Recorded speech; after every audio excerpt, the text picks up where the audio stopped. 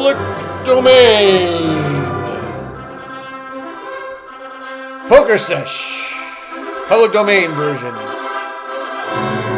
With your host, Limon Poker.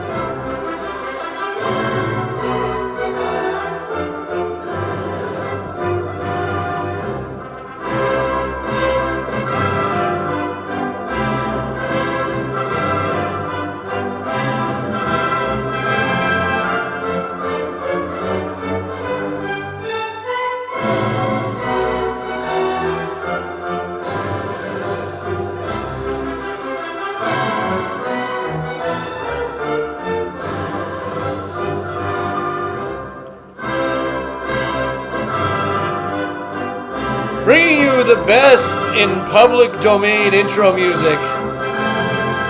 Pokersesh will cut no corners.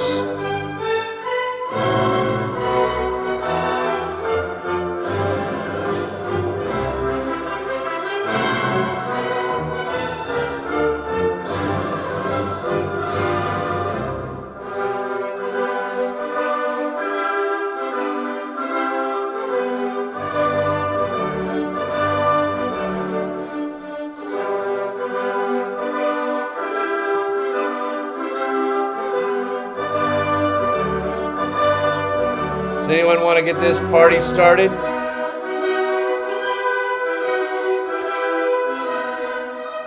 Reminds me of my wedding. Actually, it doesn't. I got married in a public beach in Hawaii by some sort of shaman lady.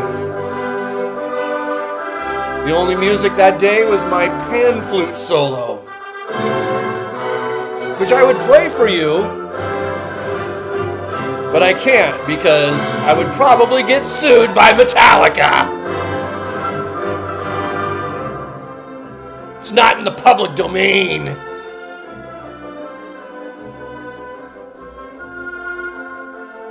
Apparently you can't just play Call of Cthulhu on the pan flute at your own wedding and then put it online and get away with it. Yes, anybody who wants to call in, feel free to call in. We'll get this show started here. The chat already wants to call in. Everybody's very fired up. I'll get my drink ready. We'll take some calls. We'll have a good time. Totally legal. Everything's in the public domain. I cannot get my show thrown off YouTube again. For heaven forbid, playing a song that's free on YouTube. Jesus fucking Christ. Makes no sense.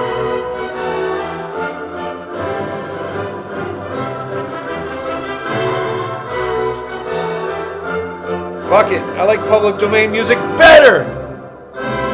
You hear that? Do you hear that, Sepultura? I like public domain music better. You hear that, Rolling Stones?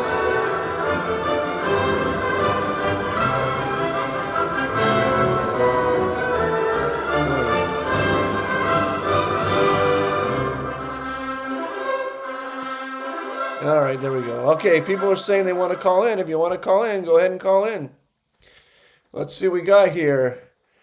We've got Kevin G in the chat. Joey Bondo. This is the part of the show everyone loves where I can't read the chat. Joey Bundo. My laptop is literally this big. Phone line's open. 516-259-9515. Let's get our drink going here. Country Club pour, as always.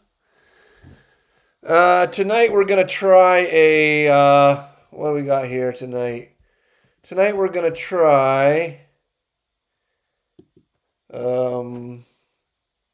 Justin Reserve Malbec Paso Robles. Not too expensive. Maybe $50 a bottle. Definitely worth the 50. Very, very good wine. Um, so let's get our country club pour going here. Hey, gotta do a nice country club pour. Ooh, yeah. I feel like I'm right at the 19th hole. There we go. Now that we have the country club pour, we can officially start the show. Malbec is the steak wine of Argentina. Steak wine of Uruguay is Tanat. And the steak wine of America is, of course, Cabernet Sauvignon. For those keeping score at home. All right, let's see here. Why did the fucking guy say, "Can I call now?" and then didn't call? Kevin G. Yes, you can call now. The phone lines are open. 516-259-9515. Live on YouTube and Twitch. Like always, if you're watching on Twitch, I cannot read the chat. So if you're watching on Twitch, just call in. Just call in. It's so much easier to just call in than to have me respond to you in chat. But I mean, if you're really shy or whatever, then go to YouTube and type on the YouTube chat.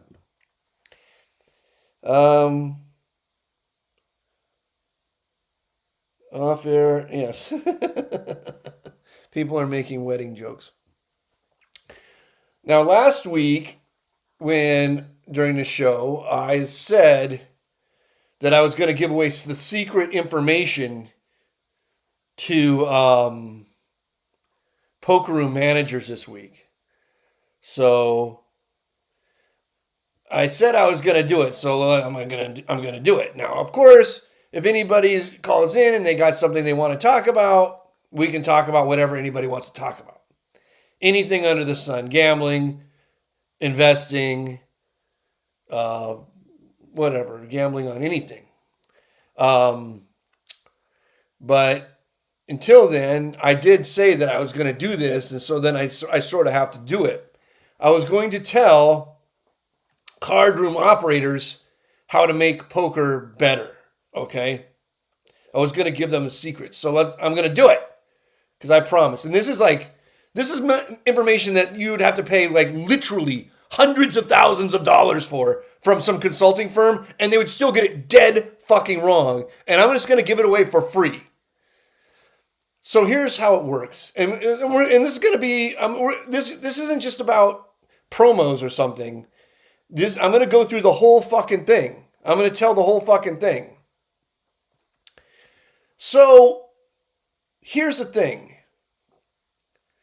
The reason why poker rooms suck in general is because their promos are bad, and the reason why their promos are bad is because they promote the wrong behavior.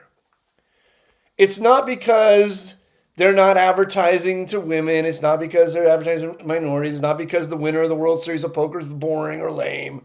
It's not even because there's a bunch of Euro dorks there and fucking Asperger misregs, shitregs, annoying everybody. All of that is not the reason. The reason is because the casinos promote the wrong thing. Now, I ran poker games for 14 years, private and public. So I know what you're supposed to promote to have a good poker game and have people want to show up and to have the room be action. Okay? So let's get into this. Most poker room promotions are done by either dumb people who run casinos, and most people who run casinos are very dumb, or by people who are fooled by the allure of the professional poker player. So, like winning poker players will try to come up with promotions, and of course, the promotions that they come up with only benefit them. Or people who wish they were professional poker players will come up with promotions that are good for professional poker players. So most promotions work like this. The casino says, we want more rake. And what causes more rake? People playing more hours. So we should just promote people to play more hours, right? Seems like a no-brainer. And the reason why it's a no-brainer is because it doesn't require any fucking brain. It's monkey thought. Because what you end up promoting when you do that is you end up promoting people who play more hours. And the people who play more hours are generally people who are either bad for the room or sort of don't matter to the room. There are people who are actively bad for the room or people who don't matter to the room. The people who are good for the room aren't people who are going to come in and grind tons and tons and tons of hours. They have jobs. They have other shit to do. They have lives. And then they come in and blow off some money when they have money, and they play as long until that money runs out, basically. So when you do a promotion for people to just sit and grind and grind and grind and grind, you're actively stealing money from the rake of the players that you want and giving that money to the people that you don't want, okay?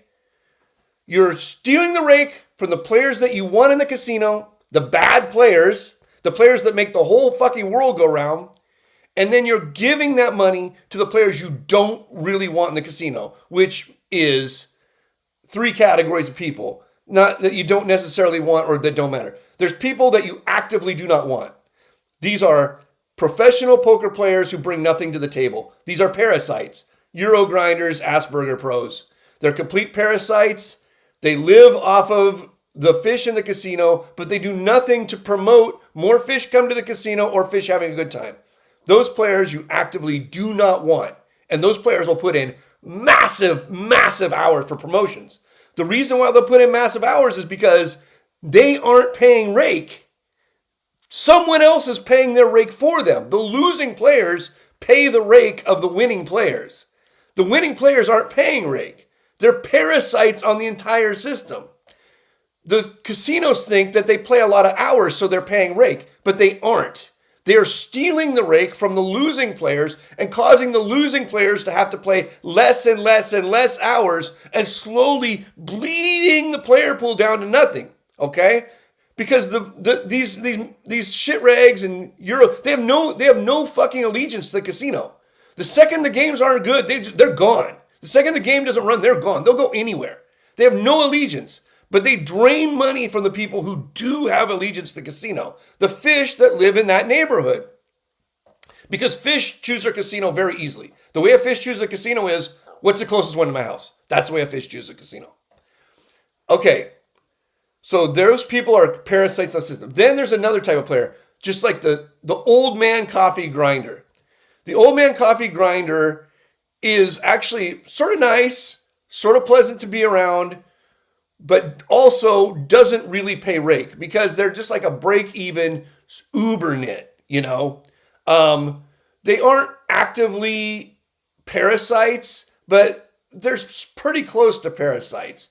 The only good thing about there's 2 types of old man coffee grinders. One of them is very good for the casino and one's very bad. An old man coffee grinder who does not table change, never puts themselves on the table change list, just sits in the first open seat they find and starts playing is very, very, very good for the casino.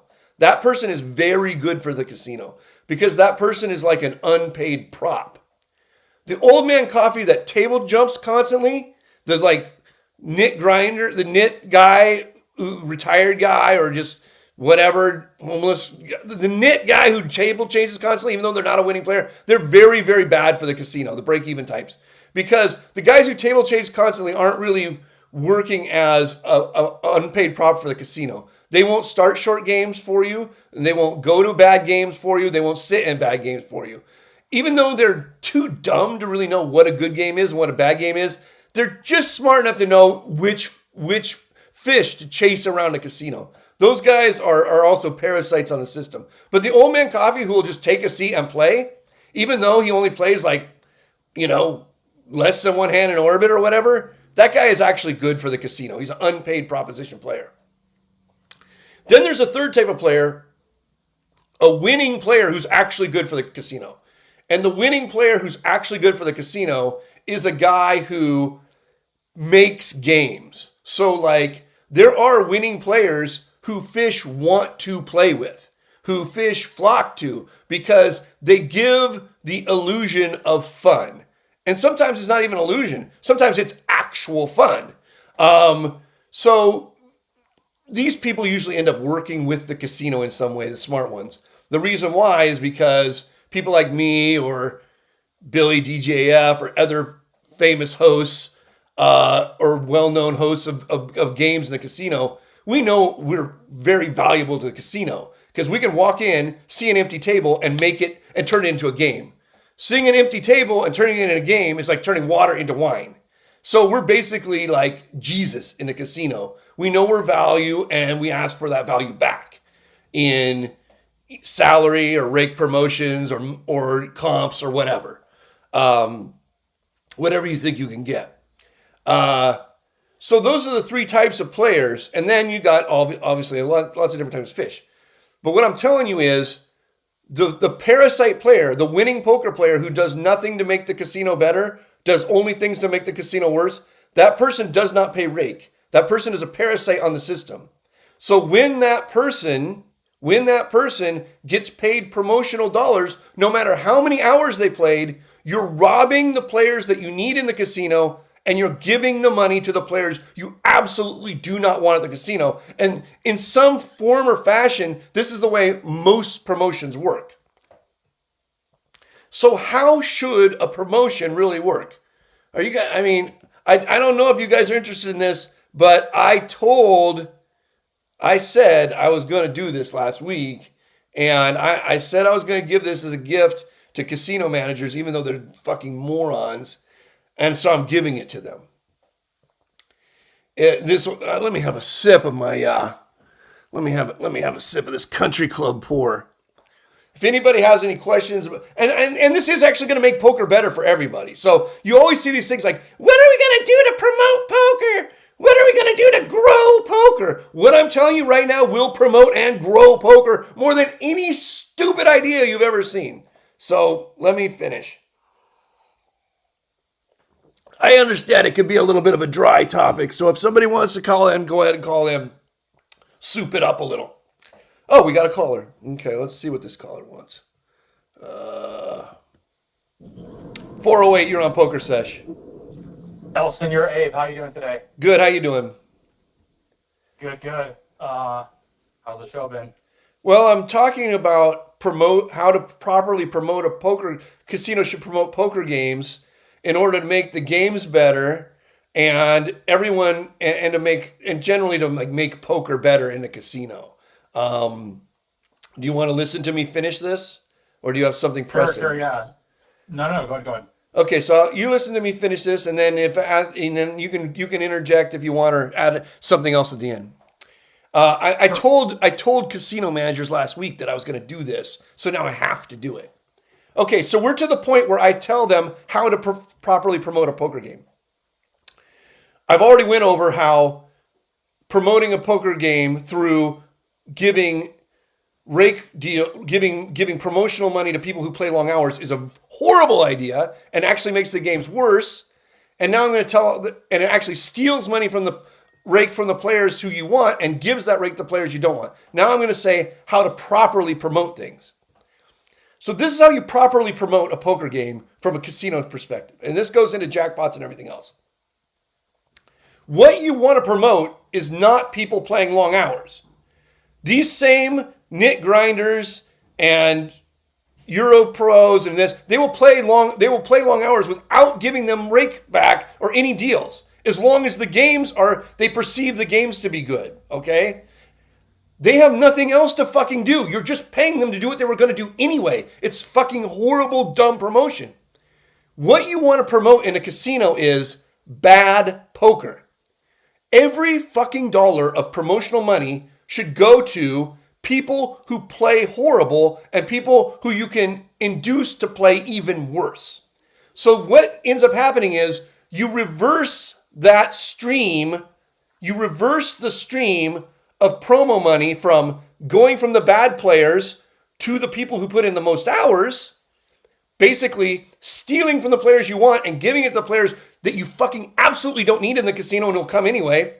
You reverse that stream, and now it goes from the players who play good poker to the players who play bad poker. Now you're taking the rake of the good poker players and you're giving it to the bad poker players, because all the promo money, let's face it, at the end of the day, comes out of the rake. So how do you promote bad poker? Here's how it works.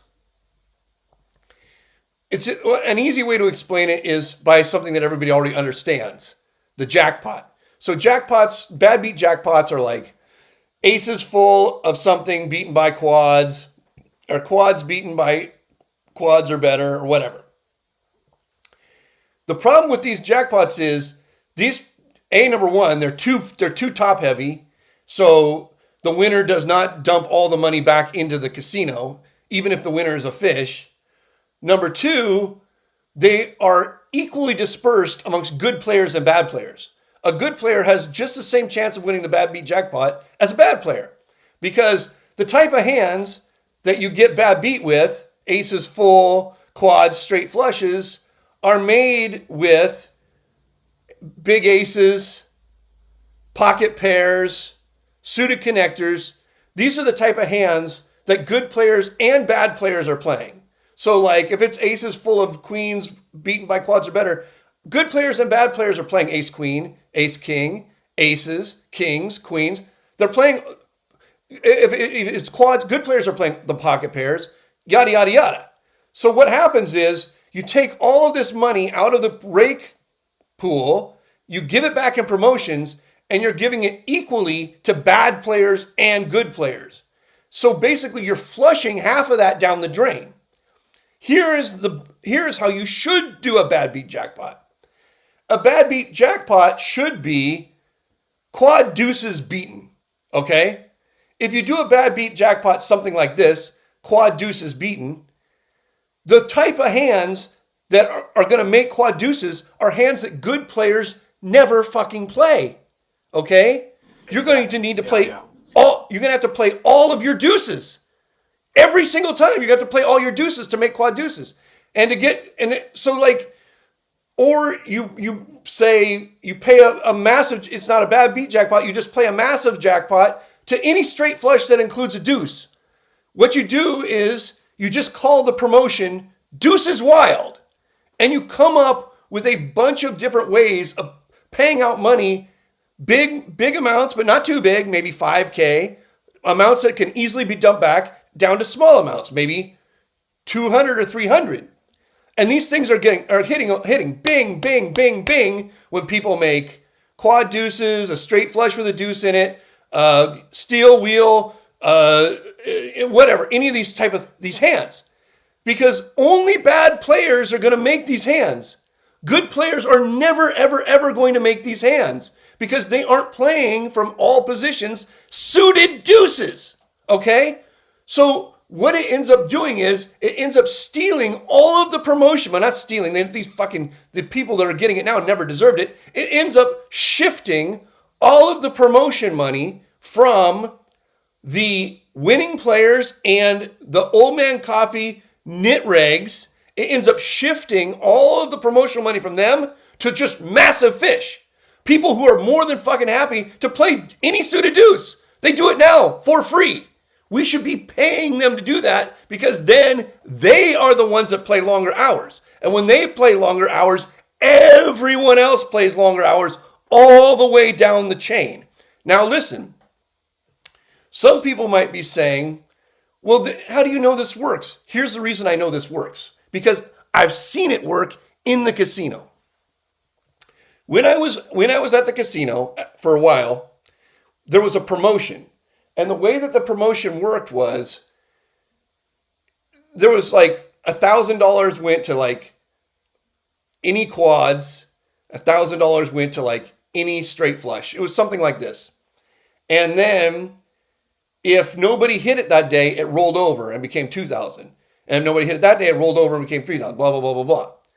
So what would end up happening was things like a royal flush would get hit, or quad aces would get hit, because people are already playing those hands for every fucking flop. Every possible flop that hand would hit, somebody hits it. But something like a 6-high straight flush is not getting hit. And something like quad deuces is not getting hit, okay? So these hands would roll over, and the jackpots for these weird hands would get really big. And what would end up happening was the fish would get super fucking excited, because the fish were like, oh my God, look it's $12,000 for a 6-high straight flush. It's $14,000 for a quad deuces, you know? They're not excited because they've conceptualized that they are the only ones that have a chance of winning it. They're excited because they're excited by all big jackpots. But the dirty little secret under the surface, the thing that's causing the Euro grinders and the Asperger pros and the old man coffee super nits to fucking grind their teeth is they know that they have no chance of winning those. Every single one of those is going to be won by a fish. All of that money is coming out of their rake and back into the player pool for fish. None of that promo money is coming to them. So you would see the fish start to say like, oh shit, look at how big the 6-high straight flush is. Oh shit, look at how big the quad deuces is. Oh, this is good. And then you know, at the end of the hand, there would be 2 deuces on the board, and the guy would say, well, you can't. And he'd flip over deuce 6 suited. The fucking fish would just flip over deuce 6 suited. Like, aha, I crushed you. And you'd be like, why the fuck did you play deuce 6 suited? He'd be like, look at the jackpot. It's $14,000. Of course I'm fucking playing deuce 6 suited. But no pro is ever going to do that, ever. No nit is ever going to do that, ever. All of the promo money goes to the people who should be getting the promo money. And all of that promo money is taken out of the rake of the people that you don't need at the casino. You absolutely don't need the parasitic players at the casino. They're going to come regardless. So at the end of the day, how does this all end up panning out? The games, everybody's having more fun. Even the people who know that their promo money's, the only people that are not having fun is one type of player.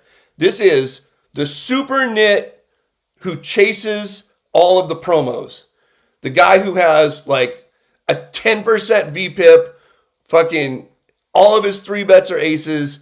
This guy fucking hates it because he knows he's never getting a promo again for the rest of his life.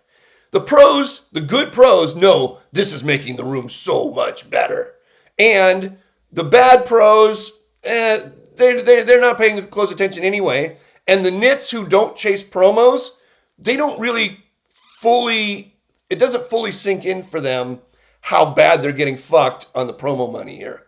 Although they will end up making more money in the long term anyway, because they might go from being a break-even player to now having so many more fish in the casino playing every suited deuce that they come with a guy who makes $1 an hour or something. Like, who the fuck knows what these people do all day?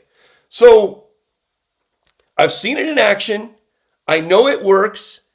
It makes the games better, and it's the proper use of promotion money.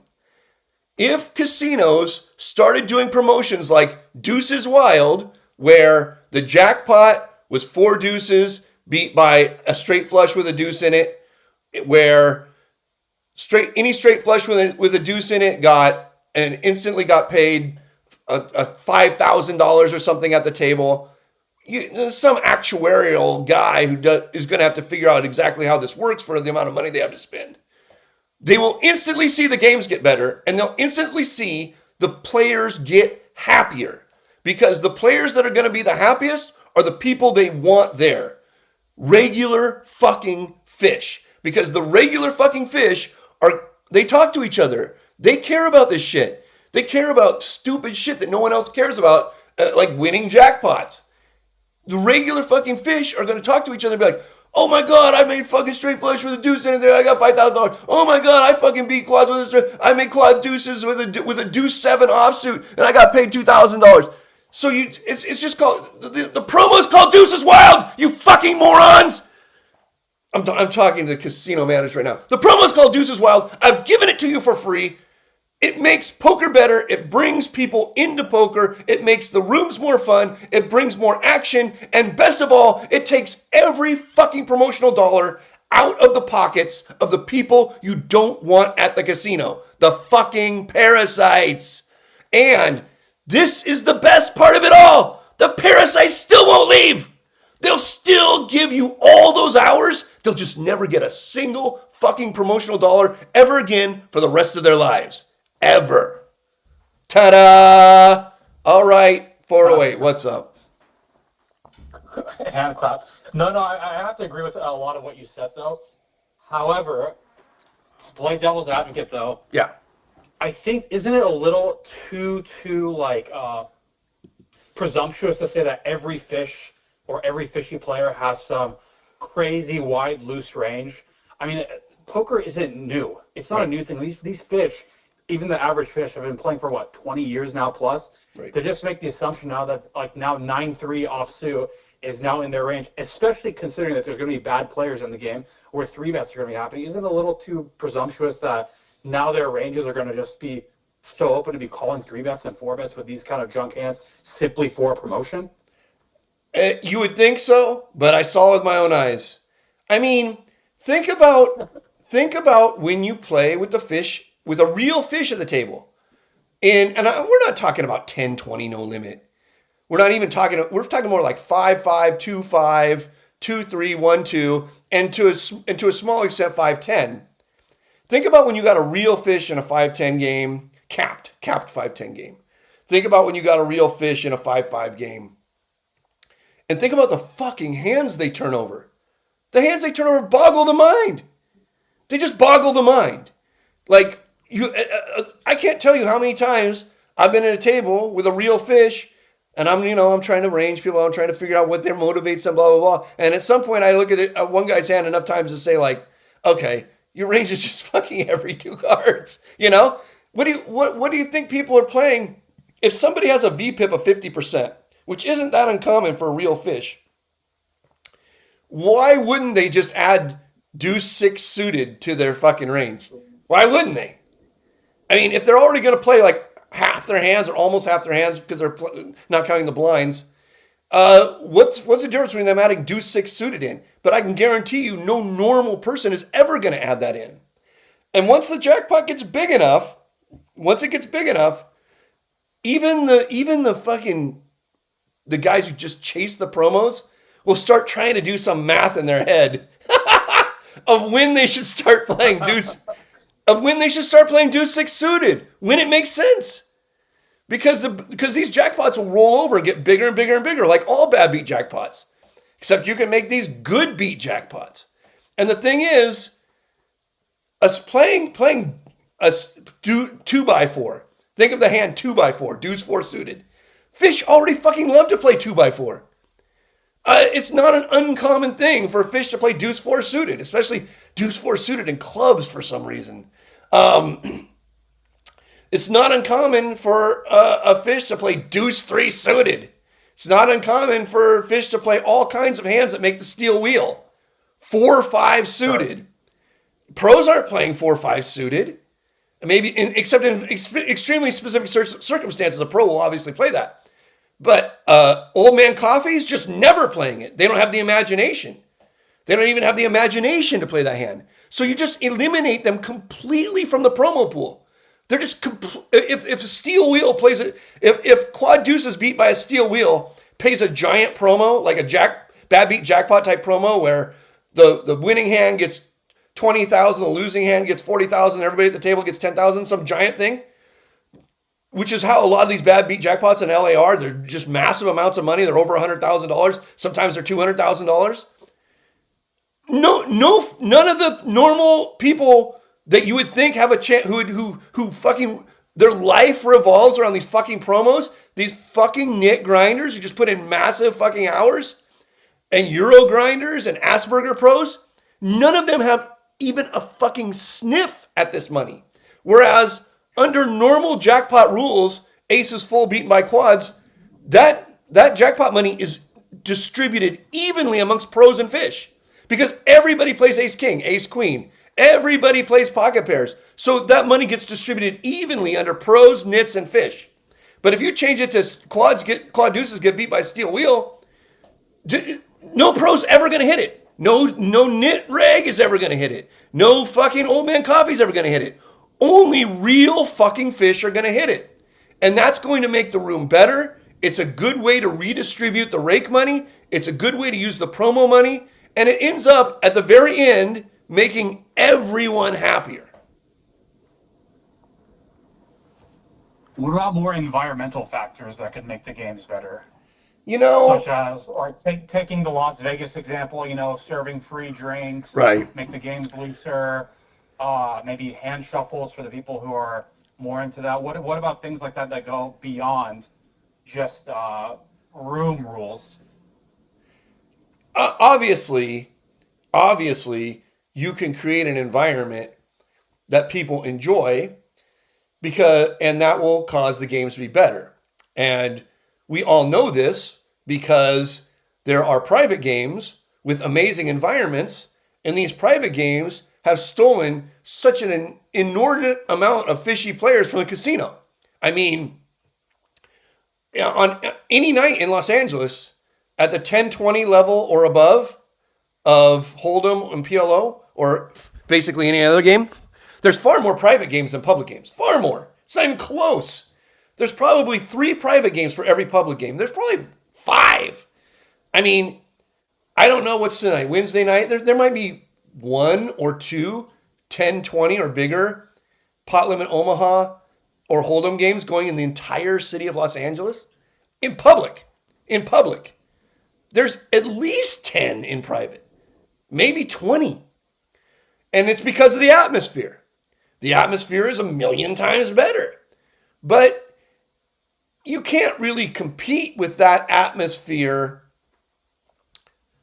entirely, because that atmosphere is very, very elite, and that atmosphere is based on raking 4 big blinds a hand. So the casino can't rake $80 a hand. They would if they could, but they can't. There's laws what they're capped at. So I think that in California, the most the casinos are allowed to rake is $19 a half hour per player. So that's $38 an hour per player. At $38 an hour in a 9-handed game, you're raking about $320, something like this, depending on, because some people come and go. $320 an hour. Let's say the casino takes half of that in profit, and then the other half is going to go to the dealer, the lights, yada, yada, yada. How much is left for comps? There's just not a lot left for comps. That said, there isn't that much left for comps if the comps are distributed evenly. But if the comps are distributed unevenly, there's a lot of money for comps.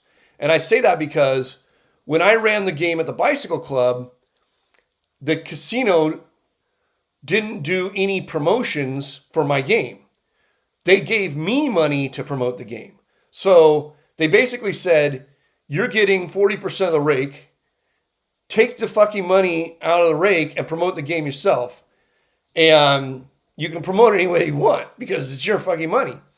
And so there was that. And then on top of that, they gave me $1,000 to spend in comps.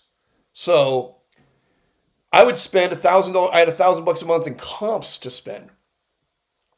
And these were basically comps that I earned on my own players cards. So it wasn't like they were giving me much. And I would only spend those comps on fish. I spent 100% of the comps on fish. So even with only $1,000 a month to spend from the casino, and maybe I would toss in some of my own money, obviously, because I was getting a big cut of the rake. Every single dollar I spent was spent extremely well. And the people who were good for the game, the people who would actually keep the game running overnight or, splash around a lot of money or yada, yada, yada, those people were treated exceptionally well. I mean, I bent over backwards to make sure they felt like VIPs. So if the casino actually gave professional hosts the keys to the comps, the casinos would run better. but it would be a two-tiered system. If you were a Euro grinder or a nit, you would never see a comp again for the rest of your life. But if you were a fish, you made the games go. I mean, if you drew a lot of water in that casino, it would seem like you were at a private game, except for there would be no tits, you know. So yeah, that could be done, but the way that these things are run so corporate, the corporate hierarchy of the casino does not want casino hosts spending the promotional money. They want to be in charge of all the promotional dollars paid, and they want a one-size-fits-all system, and they've never fucking played a hand of cards in their life, and they have no imagination, and all they want to do is tick out one extra point of profit. Even if they could make 10 extra points, it doesn't matter. If every fucking quarter they're ticking out one extra fucking point of profit, they look like they're doing a good job and they don't get fired. And that's why these rooms are fucking horrible. That's why they're fucking like... They're like card barns. They have nothing to do with the way gambling is supposed to be. The way that gambling is supposed to be is still found out on the casino floor to a certain extent in the table games, but the way that gambling is supposed to be is not found in the poker room anymore in California, Nevada. It's just become so sad, so pathetic, just such a waste of time. Well, I mean, Vegas still has a way of still at least having that magical atmosphere, don't you think? I mean, when was the last time you played there? Vegas has a magical atmosphere at maybe 3 casinos, maybe 3 days a week, maybe 8 hours a day out of those 3 days. If you're heading out to the Orleans on Monday at 9 a.m., you're not going to get a magical atmosphere.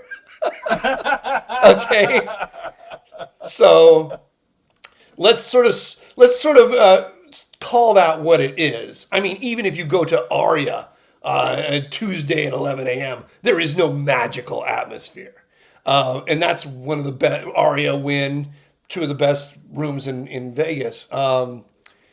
It's mostly just very, very sad and pathetic. But yeah, starting Friday. Around, 3 p.m., things start ramping up. And Friday at 3 p.m. until Friday, 3 a.m., the games are great. Saturday, 3 p.m. until Saturday, 3 a.m., the games are great. Sunday, couple hours on Sunday, the games are great before people start driving home and catching their flights. And then it just goes back to complete fucking shit. It's just like the Vegas regs are so much crustier than LA regs. Vegas regs are the crustiest people in the history of the world because Vegas regs are poor as fuck. They're living hand to mouth. People who live in Las Vegas are poor. I mean, people who live in Los Angeles are fucking wealthy. These old man, like the funny thing about old man coffees in LA is they play like they have no money, but they actually have fucking mountains of money. And every now and then you get to see it. I remember one time, we're playing my PLO game. There's an old man coffee in the game named Norm. This guy Norm, people know who he is. He was an executive for Toyota. He was a big, way high up in automobile industry. But this guy played maybe fucking one hand an hour, short stack 100% of the time. Just the nittiest old man grinder you ever fucking met in your whole life. One day, we're playing 5-5-10 PLO. One day, this nutty guy comes over from the Baccarat section with a nurse. This guy comes with a fucking nurse. And the nurse wasn't there because he had health problems. The nurse was there because he was fucking nuts. So he must have been left a whole bunch of money by somebody or something. Because the nurse is like obviously stealing chips from him. It's a whole disaster. The nurse is in the fucking full nurse outfit. The guy comes and sits down with pink chips, like $25,000 worth. And he's, what's this game? Let's play. Woo! Yeah, woo! He's out of his fucking mind. The nurse is like, look, I'm like, okay, here's the rules of the game. He doesn't even fucking know the rules. The nurse is sort of looking at me like, this is not what we're here for. Let's go back over to Baccarat. Baccarat, you cannot make a mistake. You just put the money out. The dealer does the hand for you. You can't make a mistake. Yeah, you can actually run hot there too on accident. Yeah, you can run super hot. But no, he's like, no. And of course, everybody at the PLO table is like, no, fuck, don't go play Baccarat. Hang out with us. Have a good time. So I think, of course, me being the way that I am, I'm just like, this has to be a scam or something. This guy has to be like Feder Holes or something. This guy has to be like fucking, like Ike Haxton in some sort of makeup or something. How, this can't be real. So I'm like sort of playing like my normal play. He's just like going pot, everything pot. And I'm just like, what is his angle? What's this fucking guy's angle? This guy's got to have some sort of fucking angle here. And he's like saying like, let me bet what I want. And everybody's saying, yeah, let's just make it no limit. Keeping track of the pot's too complicated. And I'm just like, seems like fool's gold. This can't be fucking real. Well, sure enough, it was real. After he had lost about $10,000, it was pretty fucking obvious that this was not any sort of an angle or gambit or scam. And the end of this story is Norm, the fucking guy who had never bought in to the 5-5-10 PLO game for more than $500 in his life, lifts up his old ass fucking craggly finger for the chip runner and says to the chip runner, can I use my bank line? And the chip runner says, okay. Chip runner brings in the bank line and he just fucking writes out $20,000. $20,000 fucking dollars. They just bring him fucking racks of chips. Everybody was just like, are you fucking kidding me? This has to be like big hand for the little lady. There has to be something up. Of course, Norm didn't go on to win any fucking money because he still played too tight. But that's like one of my favorite stories about just like how rich LA regs are. Even the fucking knit old man coffee ones. I'm not talking about pros.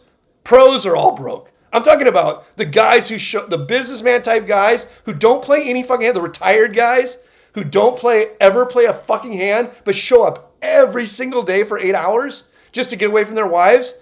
These guys are so fucking filthy rich, and yet they never fucking play a hand. It's just like something ingrained in them. It's something about their just like general perspective on life. So, but in Vegas, it's not that way. In Vegas, the regs are fucking broke. They are crusty broke. Poor as fuck. Unbelievable poor city. So that's why if there aren't people there from out of town, Fridays, Saturdays, if there aren't people there from out of town, the games are fucking horrible. There is no life there. During the boom, I know you were playing pretty big. You mentioned some stories that you were playing really, really high PLO, had some bad downswings. Yeah. How high were you playing in Vegas during that time? You know, around that golden era, 2006 to 2011, live poker. What were you playing then? I almost never played in Vegas. Almost never. Only during the World Series of Poker. And even then, I would play much bigger in Los Angeles than I would play in Vegas. And Vegas, the biggest no limit I ever played is probably 25-50. The biggest PLO I probably ever played is 10-25. The biggest limit I probably ever played is 100-200. And I played double that size in Los Angeles in every one of those games during when things were fucking really smoking. I was playing 20, 40, 80 PLO like every week and getting fucking crushed. Getting crushed by the biggest fish on the planet. I happen to be family friends with Danny Eli. Did you ever play with him during that time? A little bit, yeah. Los Angeles? Oh yeah, a little bit. Yeah, he was around. What did you think of his play? Because I know he was doing a lot of PLO at that time after he won no limit tournaments. Oh no, he's a good. I mean, anybody who is Phil Locke was always there. All these guys. Anybody, uh, Esfandiari, blah blah blah blah blah. I mean, I can't remember all the players, but anybody who even pretended to be a pro was good enough, because the games were so fucking crazy that like you'd rather not even play with anybody who knew how to play. And you could table change. That's how much fucking action there was at 2040 PLO and bigger. There were multiple tables sometimes. Or you could just table change the stud. 100, 200 stud, there'd be 3 games. Or you could just table change the no limit. Like, I was one of the players who would play any game. So I would bounce around a decent amount to whatever the best game in the house was. And I didn't want to play with any professional players. It was still an era where you could sit at a table and be the only guy, basically. You know, you could sit in at a 2040 PLO game, and there'd be one other professional player at the table. You could sit at 1 or 200 stud, and there'd be you and Eric Drake or Ted Forrest would be the only other fucking winning player at the table. You could sit at a 2040 or 25. Everything's 2040 in Los Angeles. Then so you could sit at 2040 no limit, and basically the only other professional poker player at the table is somebody who's totally broke now. But at that point in time, they were a professional poker player. So, it was just a different world. I didn't pay a lot of attention to other people's games because the games were too good for me to like have to get down to that level of granularity. Table selection was everything. Everything. Being at the right table was just everything. If you were at the right table, everything else took care of itself. If you were at a bad table, you're just a moron. So you had to grease the fucking floor man, which is so fucking annoying because they're all they weren't all scumbags, but a lot of them were just such fucking scumbags. And you always fucking had to give them money to be on the table change list and get on the board and have them not forget you when they're calling down the board and not skip you on the table change list, yada, yada, yada. It was a whole nother thing. Basically, the table change list and the board was the poker game. That was where all the strategy came in. That was where I would spend 1,000 hours studying. I spent 0 fucking hours studying the actual game. All I had to do was just show down big hands and rake in pots. Work on my biceps. Yeah, that's one of the things I actually learned listening to the old poker sessions was the fact that these things, like I would go show up at the casino Friday, Saturday night, whatever, list would be 70 people long, then realize, I can actually grease the floor, palm a few chips, then wouldn't you know it, I jumped the line. And this applied even to the lowest stakes. I can't even imagine what it's like when there's only one table where there's more selective favoritism. Right. All that. Hey, we got another caller in here. 402, you're on Pokersesh. 402. Syracuse, New York. Hello? Yeah, you're on Pokersesh. Am I? Yeah, what's up, 402?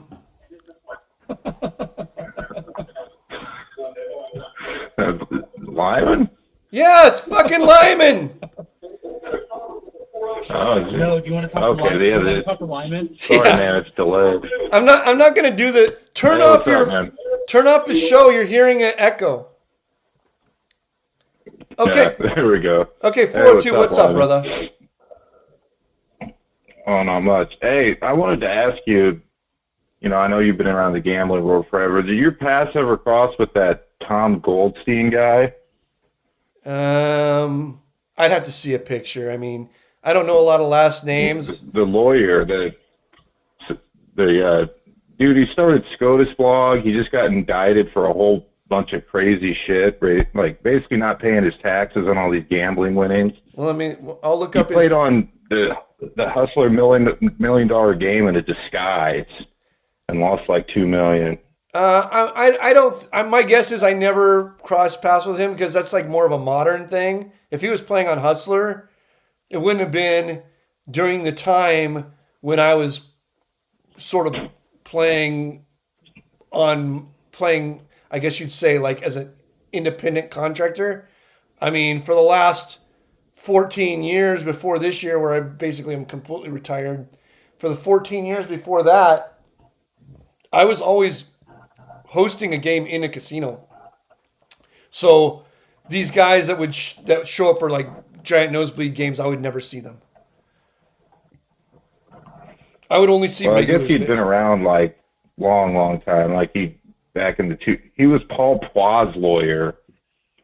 What's the guy? Okay, give me his name again. I'll look it him up. It's a pretty crazy story. It's Tom Goldstein. Tom Goldstein. Goldstein. Thomas Goldstein. And I'm just gonna put in poker and see if he comes up on. Yeah, and he just got indicted. Poker playing.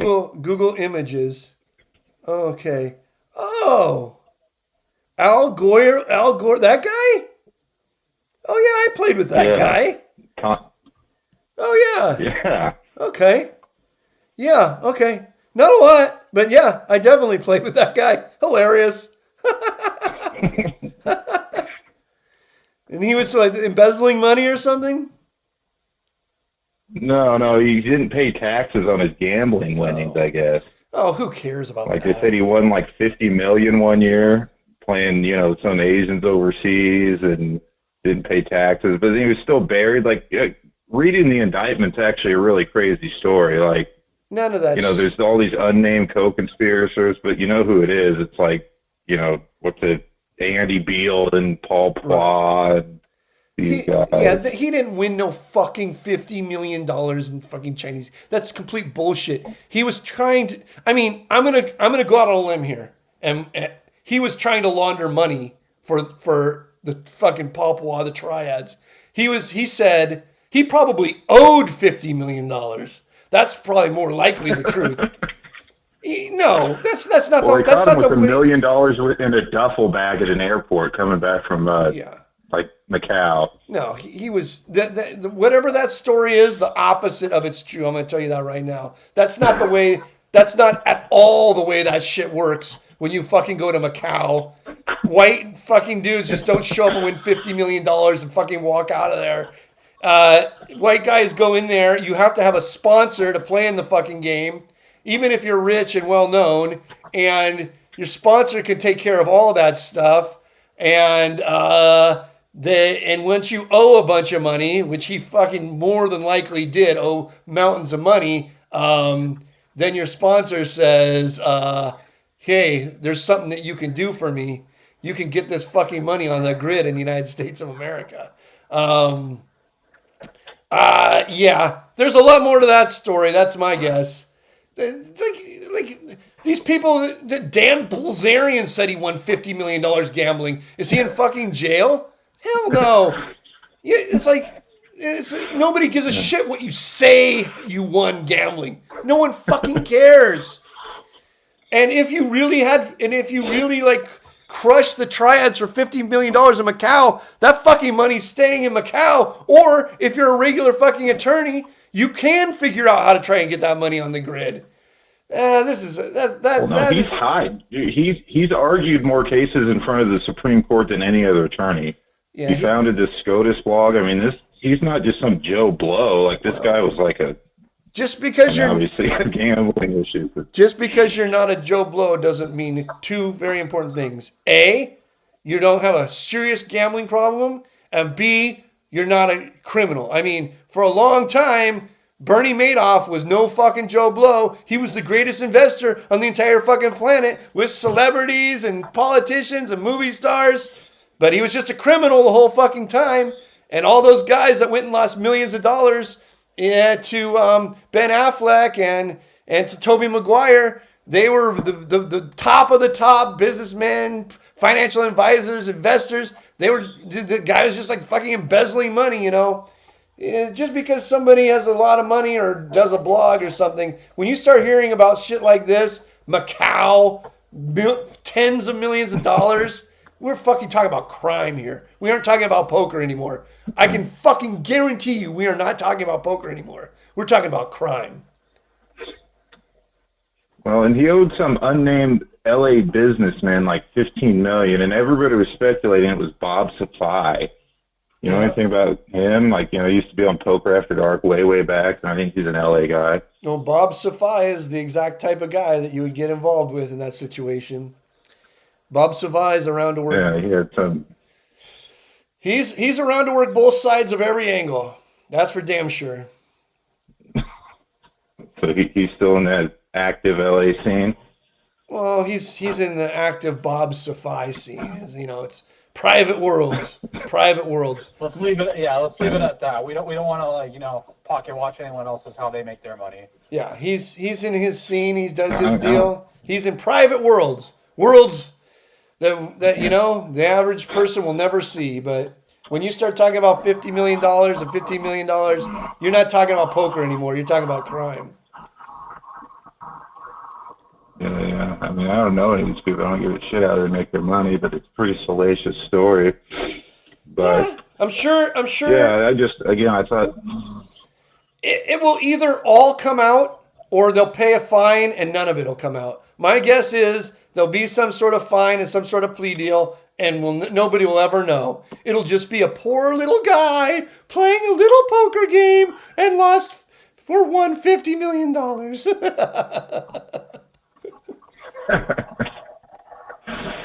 All right, man. Yeah, like I said, I just read that story. I thought you might have some extra insights into it, but no. Appreciate you taking the call. Thanks, brother. All right, later, man. Later. All right, there goes 402. Phone lines, 408's still here, but phone lines are open. If anybody else wants to add into the conversation, 516-259-9515. You all heard my treatise on how to properly promote poker in a casino or even online environment to make the games better, to make the people who you want to be there get the promotional money, and the people that you don't give a fuck about not to get the promotional money, because the people that you don't give a fuck about will still fucking show up. They have nothing else to do, or they think it's their job. So you don't have to worry about that. Giving promotional money to fish is never going to hurt the game. It's always going to make the game better. And giving promotional money to the people parasiting off the game is always going to make the game worse. It's never going to make the game better. And you're going to slowly shrink the player pool down to nothing. Like one of those ponds you see in Africa. There's a pond, and then there's some alligators in the pond. There's some fucking a hippo in the pond. There's some fucking zebras around the pond, or a lion around the pond, gazelle around the pond. Everybody's sipping from the pond. And then that pond just gets smaller and smaller and smaller and smaller until there's no more water. It's just mud. And the alligators are on top of the fucking hippos, and the hippos are on top of the rhinos, and the zebras are getting bit by the fucking ba ba ba ba ba ba ba.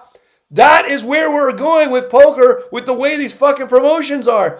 The rake is sucking all the fucking money out of the pond, and it's giving it to the exact fucking people you don't want to give it to.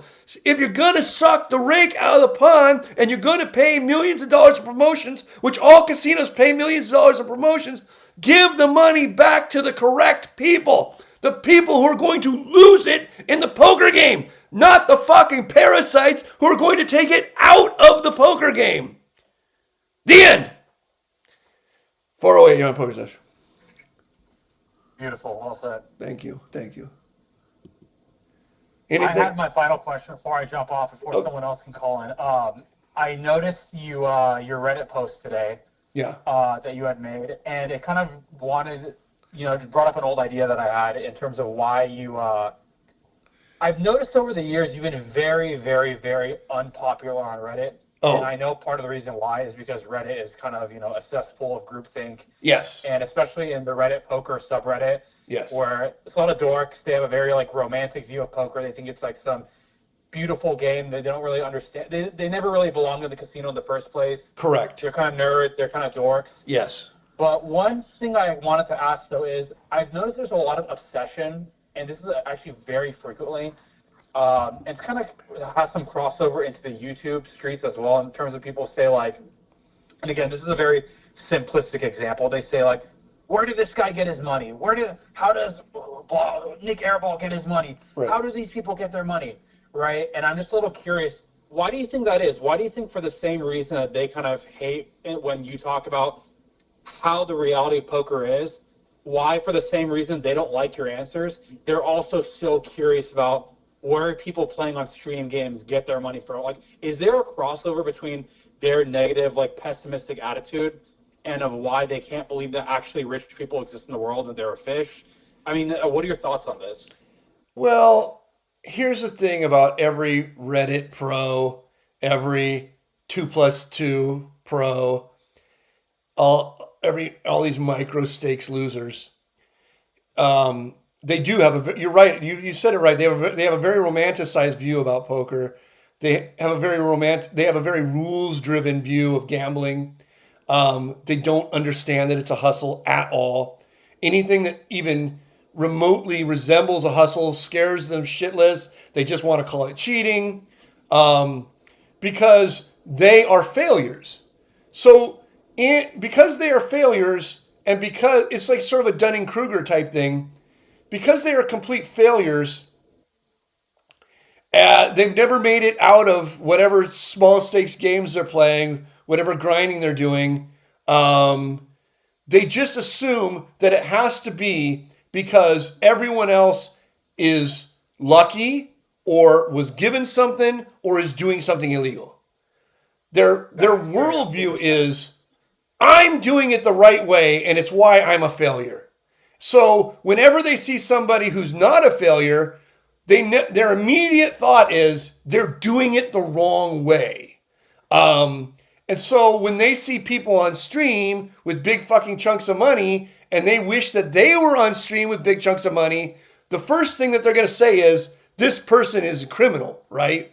This person's up to no good. This person didn't make their money playing poker, which is the exact sort of, I mean, it's just part of the culture of these online small stakes player groups.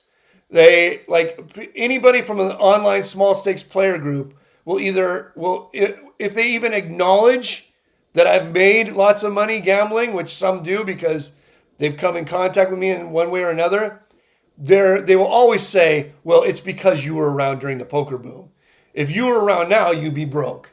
This is like, it's always just like something lucky happened for you. I'm not a failure because I suck. They think I'm not a failure because I won't listen. I'm not a failure because I lack imagination. I'm not a failure because I'm low IQ. I am a failure because I follow the rules and you don't follow the rules. Or I'm a failure because I never got a leg up or any luck, and you get so many leg ups and so much luck. And that is why they're obsessed with the things that you're talking about. Whereas... Yeah, that's part of the problem, because when you try to tell them the way it is, they can't even fathom that the other side of this is actually how the reality of the world works. No, they can't fathom it. And obviously, I'm doing a show here. And so, like, I can have a little fun and be a little loose-lipped. But the truth of the matter is, when I'm in a gambling atmosphere, or if I'm in a casino atmosphere, or even on the show for 99.9%, here's how I know if somebody is a poker pro or not. If they tell me they're a poker pro, I say, you're a poker pro. I don't say, like, you suck, where did your money come from? I don't say, like, wow, you play fucking hands horrible, out of position, you're bluffing frequencies way out of bounds, you can't possibly be a poker pro, where the fuck did your money come from? If Nick Airball walks up to me and says he's a poker pro, he's a fucking poker pro. That's the end of the conversation. It's a literal end of the conversation. And then we just play cards. I think that a lot of people online were never, ever supposed to be in a casino. I've gone through this a million times before. They were never supposed to be gamblers. They were supposed to work in a cubicle.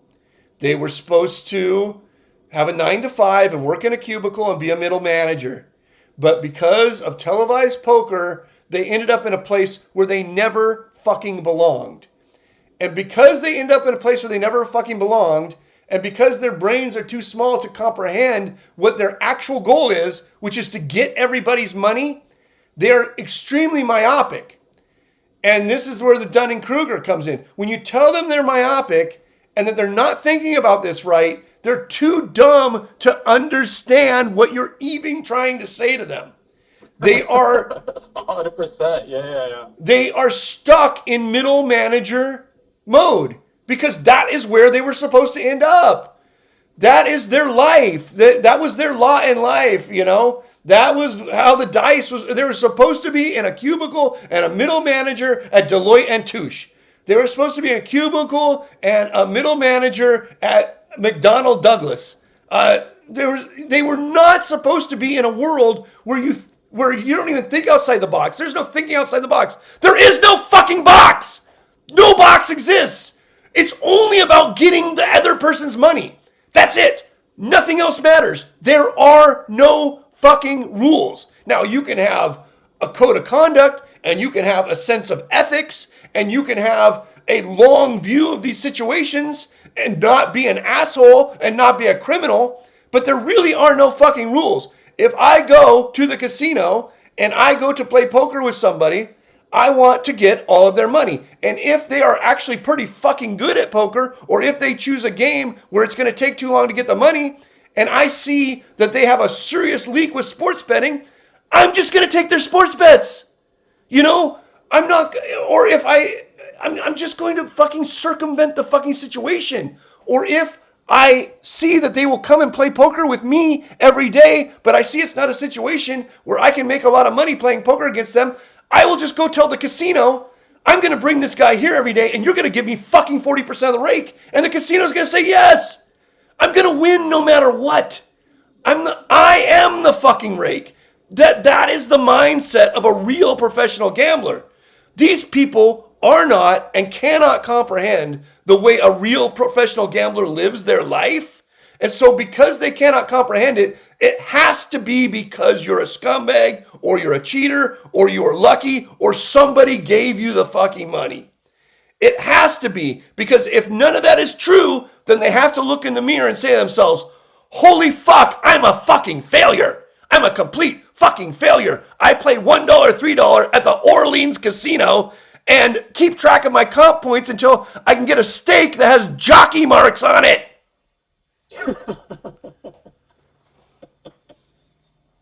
But I digress. No, it's true, but do you think that that's actually more of a, and I don't want to throw myself and my generation under the bus, but do you think that especially the biggest users on these online communities are in like that kind of 20 to 30-year-old range, and because of that, it has to do with kind of more millennial or kind of modern day thinking in terms of everyone wants a handout and they think they feel entitled to things just because of the age of information and just, yeah, I don't even know how to put it, but do you kind of get what I'm saying here? Yeah, you know what? I'm gonna be nice to millennials and Gen Z right now and say that's not the reason. The reason is because of the way poker has been promoted since it became a televised sport in air quotes if you can't see this. Poker is not a sport, okay? Poker is a hustle. And when I started playing poker, before it was a televised thing, we all understood that it was a hustle. We all understood that you were basically a criminal if you were a professional poker player. If you said to your grandmother, I'm a professional poker player, or if you said to your grandmother, I'm a criminal, you said the exact same fucking thing. They were synonymous. If you say you're a fucking riverboat fucking gambler, you're just a fucking criminal. All poker players in the media were just fucking criminals. I mean, they were soft criminals, but they're criminals. Because of that, we went to the casino understanding how to behave. We behaved like hustlers. We had some sort of hustler's code that we adhered to. And even to this day, when somebody tries to talk to fucking Phil Ivey, you see that it's going to be the most boring fucking conversation you've ever heard in your entire life, because these old school fucking guys they just don't break from it. I break from it too much now because I'm retired. But I mean, the young people never had any. They didn't understand it was a hustle, and they didn't understand the hustler's code. And the reason why is because they were always presented poker as a sport, which it is not. They were presented poker. I was presented poker is equal to crime. That's what I was presented when I was a kid. They are presented poker is equal to chess. That's what they're presented. So exactly. Yeah, you're right. And so because that is the mindset going in, once you attract mediocre, the smartest Gen Z and millennials still get it, the very, very elite. But because it was presented to the mass public as a sport or a elite game like chess or Go or something, you ended up attracting a ton of mediocre people who could tell their grandma, I am a professional poker player, just like the people on ESPN. I am a professional poker player, just like the people on World Poker Tour. On your television every night, Grandma, right after you watch Wheel of Fortune, you can watch me, okay? It legitimized a hustle as a sport, and it attracted a bunch of mediocre people, and the mediocre people can't break out of that mindset. And so those mediocre people, instead of admitting that they're mediocre, which is the first step to not being mediocre, is admitting you are mediocre. But again, it's just like the people just manage up to their point of failure.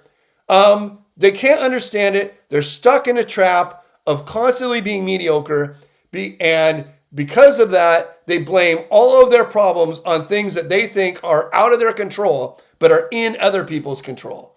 Cheating, scumminess, getting money from somewhere else, or running hot.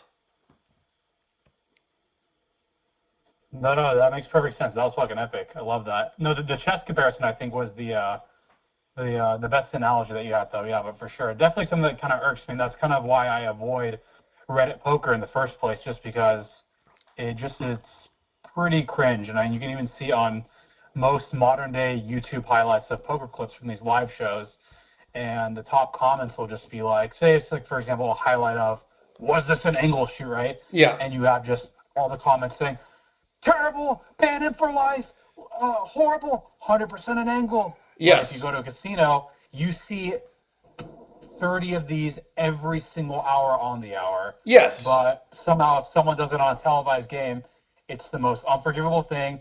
Horrible, he's a monster, terrible, ban him for life, get the pitchforks. But there's an old saying, and the saying goes like this: misery loves company.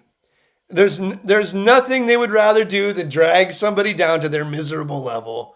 And because of that, they never see the forest for the trees. They always cut off their nose to spite their face, and they just stay mediocre forever. Yeah. When really, thanks for your time. I'm giving a lot of Go on. colloquialisms here, but the one colloquialism that they should pay attention to is, if you can't beat them, join them. Facts. All right, thanks, brother. Anyway, thanks. I'm gonna hop off here. Hopefully, you have a good rest of your night, and yeah, let's get some more calls in, guys. I see you guys listening. Call in. I'll take any call. We got a call right now. 914. You're on Pokersesh. 914. It's your low stakes dog. I'm driving though. Can you hear me, or is there too much background noise? I can hear you. What's up?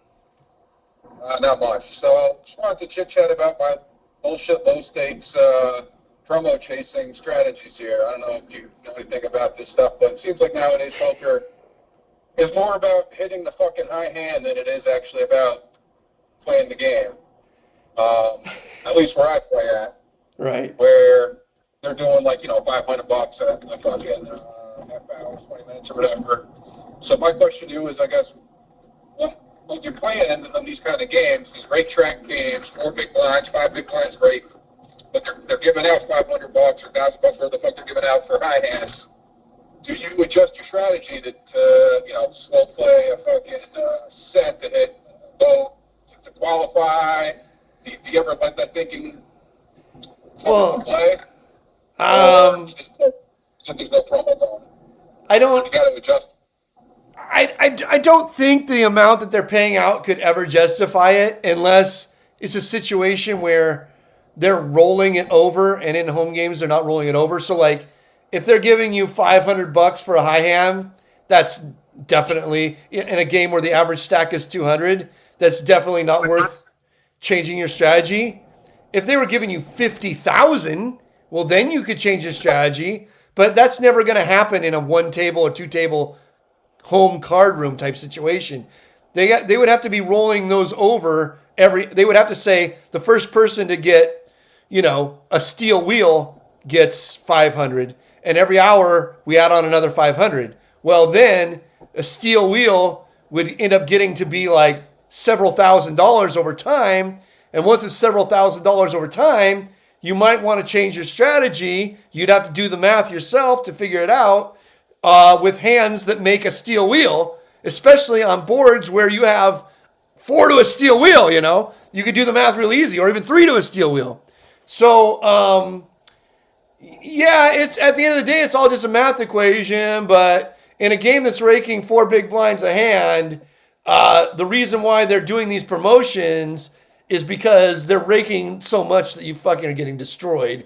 Any amount of time that you would want to spend learning how to do the math to squeak out a little EV on the high hand bonus, you'd be much better off using that exact same amount of time figuring out how to get a rakeback deal from the host by hook or by crook. Huh? You cut out. You disappeared. Sorry, brother. You cut out. You disappeared. But what I'm saying is true. And when I say by hook or by crook, so whatever it takes to get a rakeback deal from a host in a private game, you try to figure that out. Sometimes the way you get a rakeback deal from a host in a private game is,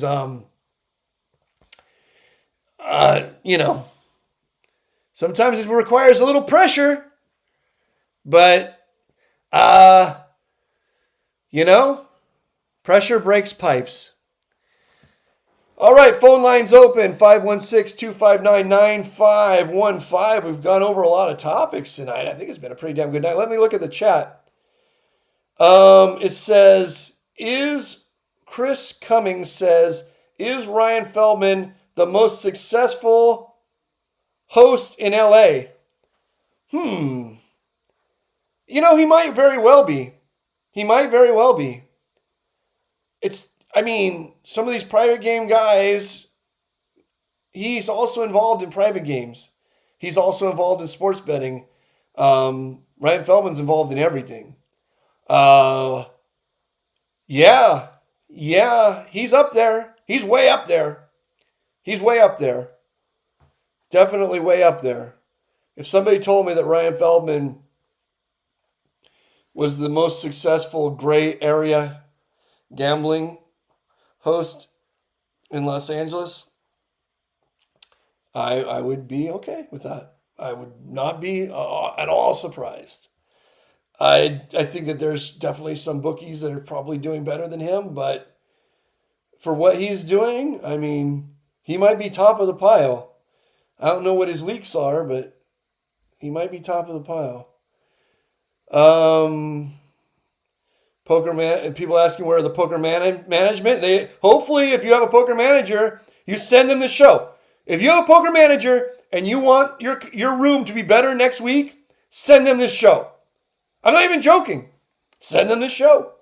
I allow it. I'm not like fucking Metallica. I'm not gonna fucking sit here and say you can't copy and use this show. You can copy, use, and disseminate this show any way you fucking want. Any way you fucking want. I'm just trying to make the games better.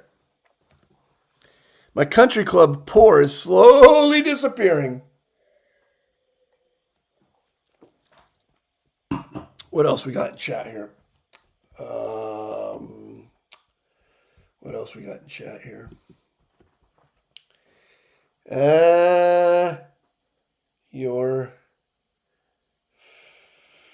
Your fact. God, I wish I could read this fucking. I need a bigger fucking computer. Your fashion is high quality, yes. I am very fashion oriented.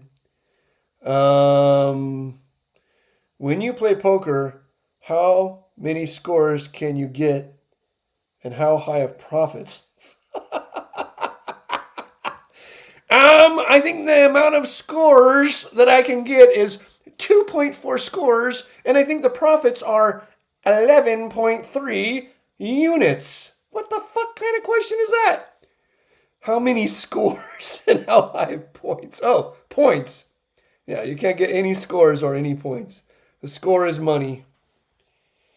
And you get it any way you can. By hook or by crook. I was in Vegas over the weekend. I feel like I knew when I was getting offered comps. I was in Vegas over the weekend, and I feel like I blew when I was offered comps. Okay. Yeah, if you're in Vegas and you're playing anything besides poker, you're going to get offered comps. I don't know what that means.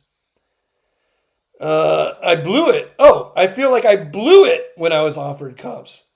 Well, call me, Kevin G, and I will tell you if you blew it when you were offered comps. And I will tell you, the best ways to get comps.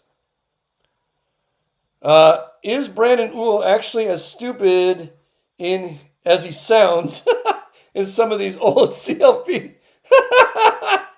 Brandon is a special individual.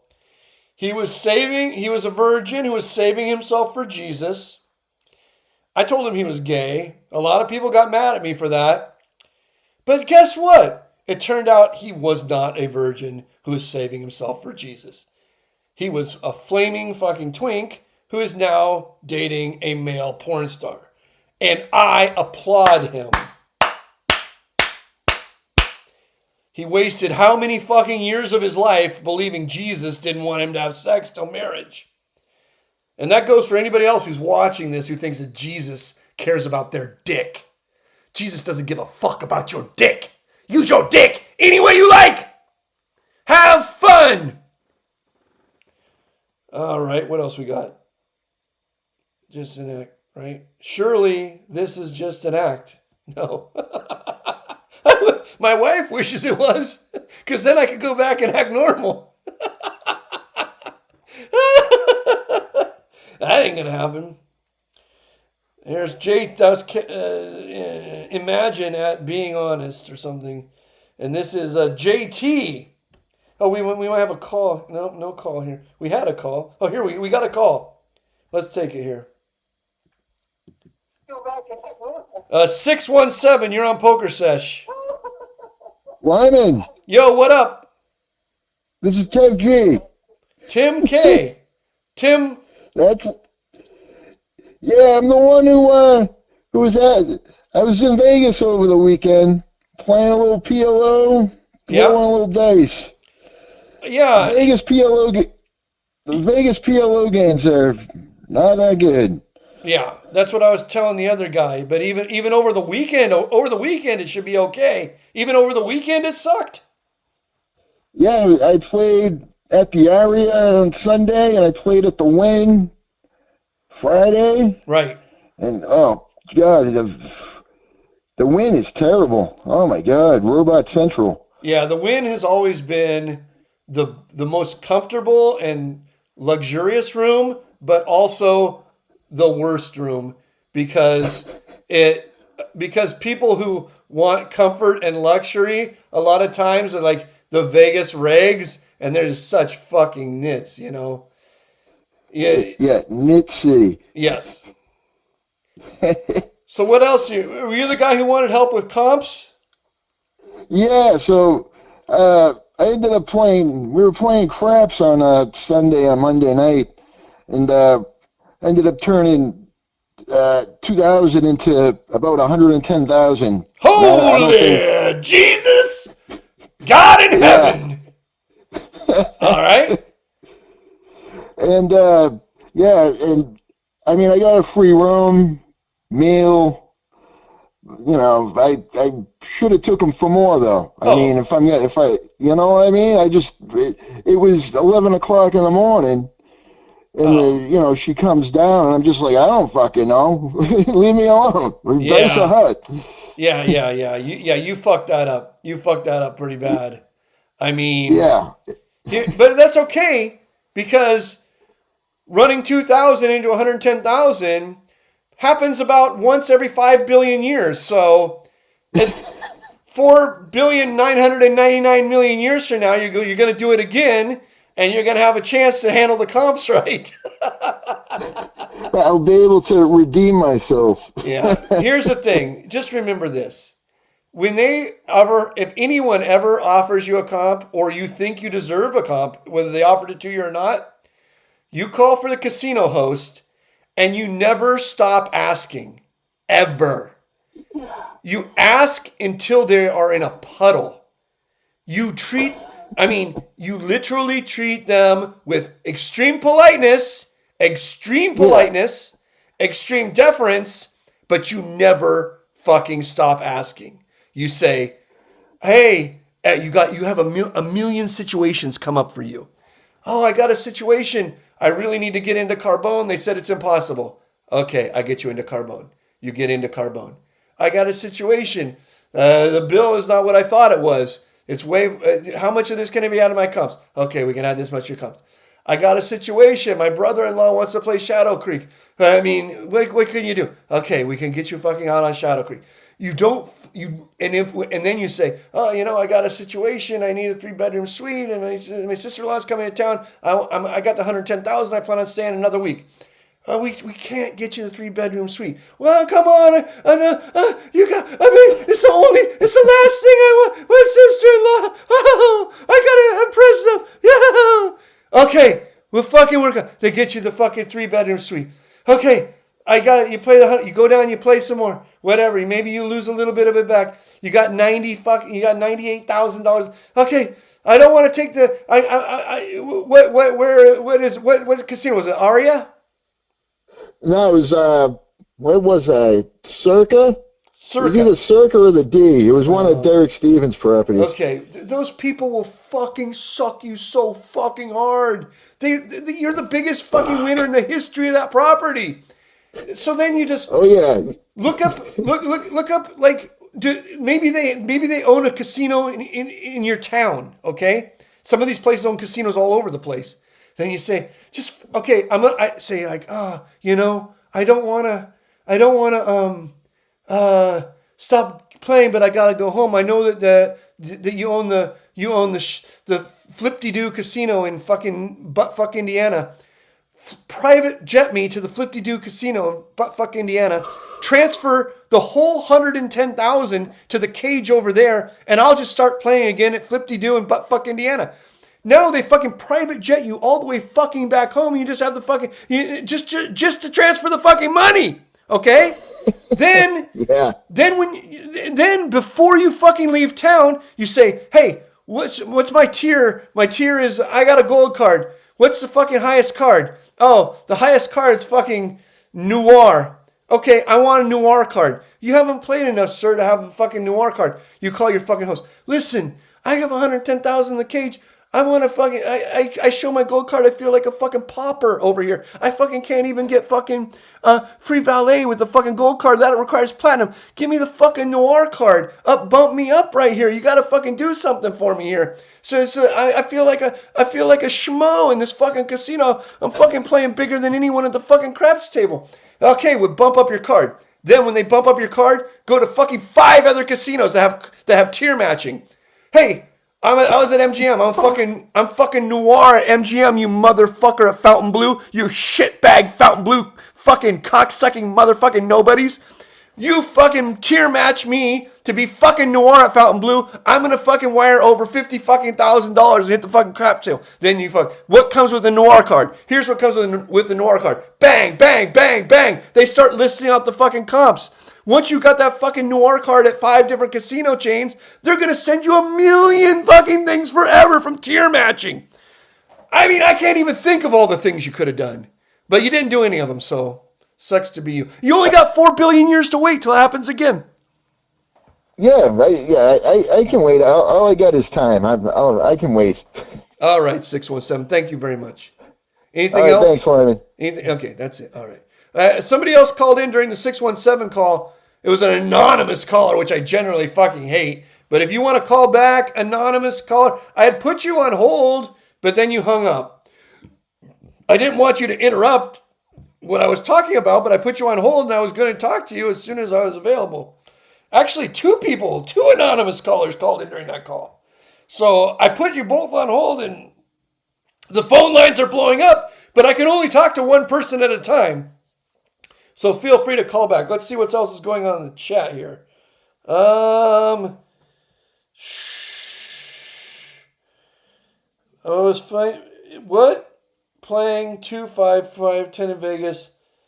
Card rooms.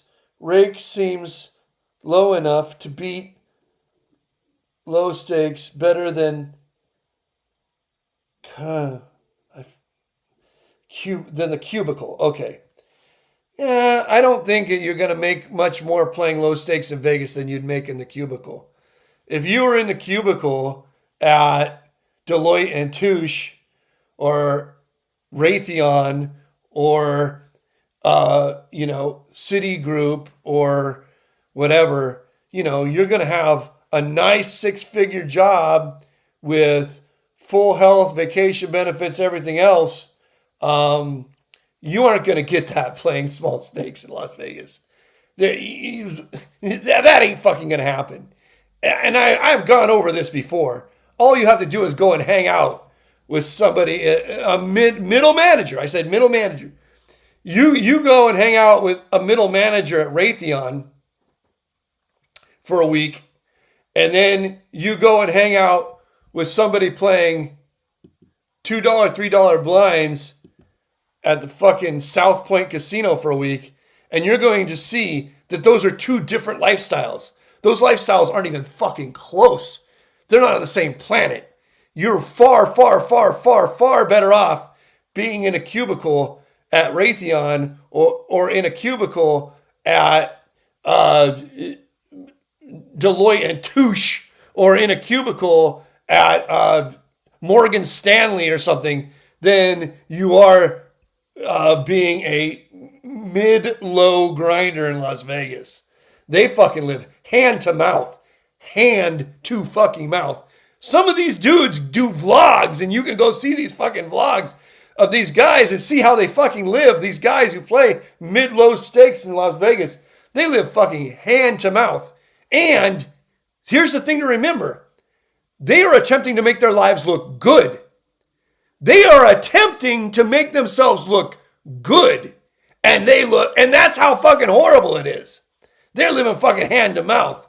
You go out, you go with a guy who fucking works a middle manager cubicle job at fucking Bear Stearns. I think they're bankrupt. I don't fucking know. And where do people work? At Citigroup. You go hang out with somebody who works a middle manager fucking job at Citigroup. They are living so much fucking better than a mid-low stakes grinder of poker. It's not even on the same fucking planet. All right. Dude, you just hung up on me. Sorry, I didn't mean to hang up on you. I did not hang up on you. I guarantee you I just put you on hold. I did not hang up on you. Call back.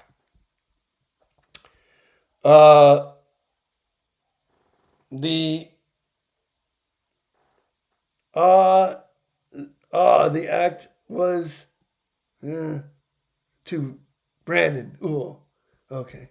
I just need a bigger fucking computer. Okay, we got a caller. This is why I like callers, because I don't have to read. 310, you're on Pokersesh. Hey, what's up, Lyman? It's your video editor, Kevin. Oh, it's Kevin. Hey, Kevin, I'm going to also bring Anonymous into this chat, and I won't hang up on you, don't worry. Anonymous, you're on with myself and my overpaid video editor, Kevin Clarkson. What's up, Anonymous? What's up, Kevin? What's up, Lyman? Listen, I know you talk a lot about game selection, and I can't agree with you more on that. Now, with that seat selection at the table. You seem like you're not one to want to move from chair to chair because spot opens up next to the fish. Exactly right. Is it bad for the game to be bum hunting like that, or yeah, I've heard you say in the past? It's no. I mean, here's the thing. You could sometimes changing seats is very important. Right, I agree. And it's especially important when you're in a higher stakes game and you're in a great game and there's one more world class type player in the game, like a real winner, like not an old man coffee grinder, break even type guy, a real winner, a guy that's going to put fucking pressure on you. It's very, very, very important to get to that guy's left. Now, so you can just change seats. It's fucking immediately to that person's left. Because who gives a fuck about that guy? Fuck that guy. You don't give a fuck what he thinks, right? He knows the deal, right? So if there's a world-class type player, if I'm playing a bigger game where there's you're not going to find a tough player at 5'5". You will start finding tough players at 5'10", and you will start finding world-class type tough players at 10'20". So like if I'm in a 10-20 game and I don't want to say people's names because I don't want to give them a big head, but if I'm playing the private game at Commerce, let's say, and one of the really tough players who's part of the really tough player crew is at a Kenny Tran. Yeah, Kenny Tran. Fine, Kenny Tran. If a seat opens to his left, I'm just immediately take it. There's no pride there. I want to be on his fucking left. I don't want him fucking 3-betting me. I don't want to have to play fucking hands out of position against him. I want to be doing that to him, But to change seats, to beat up on a fish or ISO a fish, that is unacceptable behavior. Absolutely unacceptable behavior. Because unacceptable. That's wrong. That is unacceptable behavior because these people understand what you're doing. They are bad at poker, but they're not morons. And they understand that they don't like just being pounded on and ISO'd over and over and over, and it will cause them to quit the game. Now, if you're from fucking buttfuck Slovakia, and you're going back to buttfuck Slovakia when your stupid fucking work visa or vacation visa expires, of course you're going to go and ISO these people and make the games horrible. But if you're a reg who lives in that town and knows these people and has a beer with these people, you should never do that to these people, okay? You should have respect for them and respect for the game. Not only that, if they are actually a fish, you will make just as much money out of position as in position. Because a lot of times, depending on the type of fish they are, it's far better off to be to their right than to be to their left. Some fish you absolutely want to be to their right. The Mississippi straddle fish, the raising too much type fish, the lagtard, am I allowed to say that without getting canceled? Lagtard fish. You want to be to these people's right and not their left. You get to run all of their stupid plays through the entire field and then trap. So, but the nice guy, the limp guy, you don't need to fucking get to that guy's left and ISO him to make more money. Getting to that guy's left and ISOing him is just going to make him not want to come to the casino anymore. So, but a professional poker player, fucking Kenny Tran, fuck yeah! Jump right on his fucking left thigh. Spread your butt cheeks right on his fucking left thigh and never leave. Beat the shit out of him. Don't let him get away with anything. Don't let him breathe. He doesn't give a fuck. He knows the game. And at some point, if you're really good at what you do, he'll fucking swallow his pride and move to your left. So that's when when in the old game of checkers, king me, jump, king me, jump, king me. When the professional poker players start jumping over you, you know you're kinging them. You know that they're tired of you. They're tired of you being on their left. But most professional poker players won't jump you. They won't do that. They have too much pride. Because jumping you is sort of like saying, I can't handle you. But I don't mind it at all. If I got 7 fish, 1 pro, and me at the table, I'm going fucking to that guy's left. I don't give a fuck. I don't give a fuck. I'll put on a pink skirt and move to his left. Because the amount of money I'm going to make by being to his left and not having him constantly fucking pushing me out of pots and causing trouble and having him worry about me pushing him out of pots and getting to play with all these fucking fishy players is going to be worth so much fucking money. I don't give a fucking shit. I'll put on a fucking skirt and jump right to his left. I will fucking, as I'm moving to his left, I will whisper in his ear, you're a better poker player than me. I don't give a fuck. I'm there for the money. All right?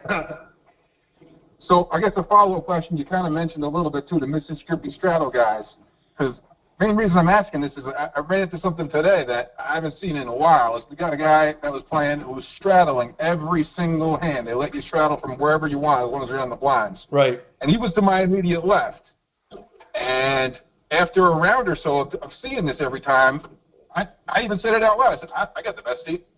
I got position. I got the button every hand. Yeah, you did. You got the best seat in the house, kid. Yeah, you did. So you did literally everything right except say it out loud. Well, I couldn't help myself. I was like, "Please." No, Wild. When you have a lag tard, am I going to get canceled for that, Kevin?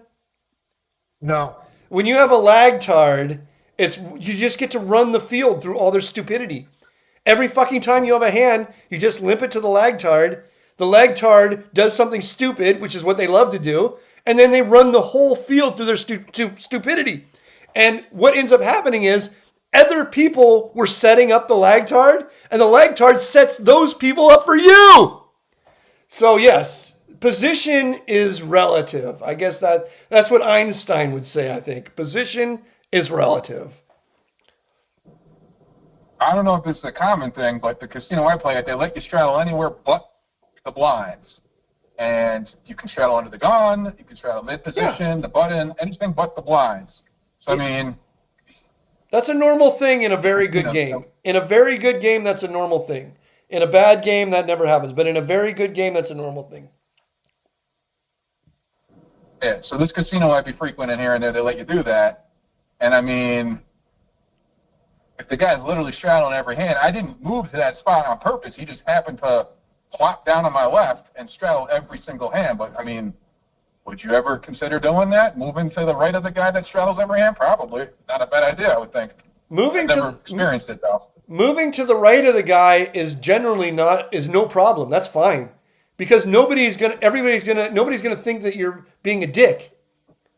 Nobody thinks that you're a dick moving to the right of a guy. They don't understand that you've outfought them, that you're way fucking ahead of them.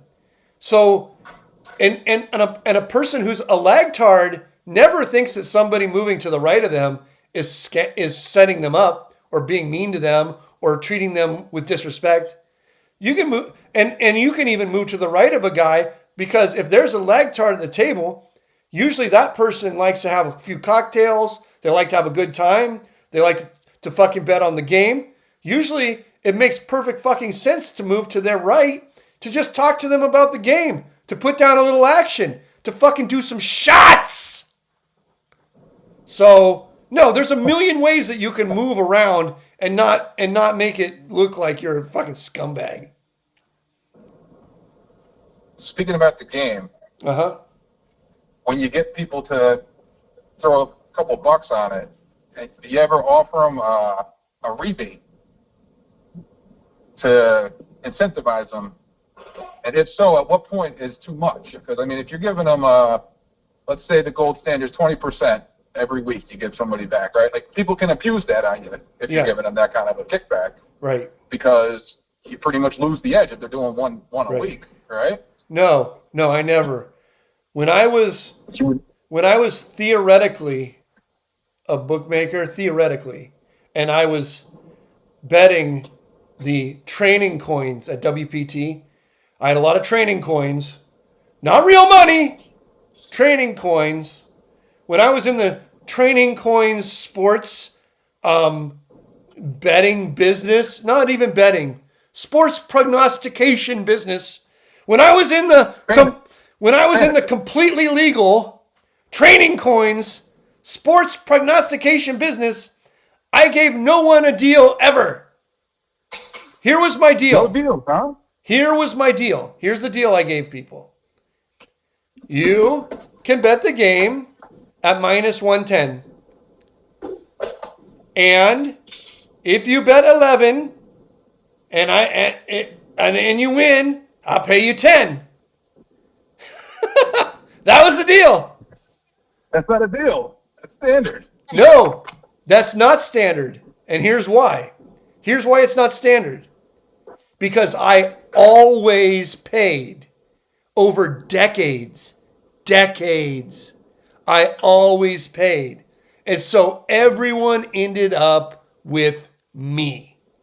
Because the one thing you have to know about bookies who give deals is the deals are good because the bookie has no fucking money.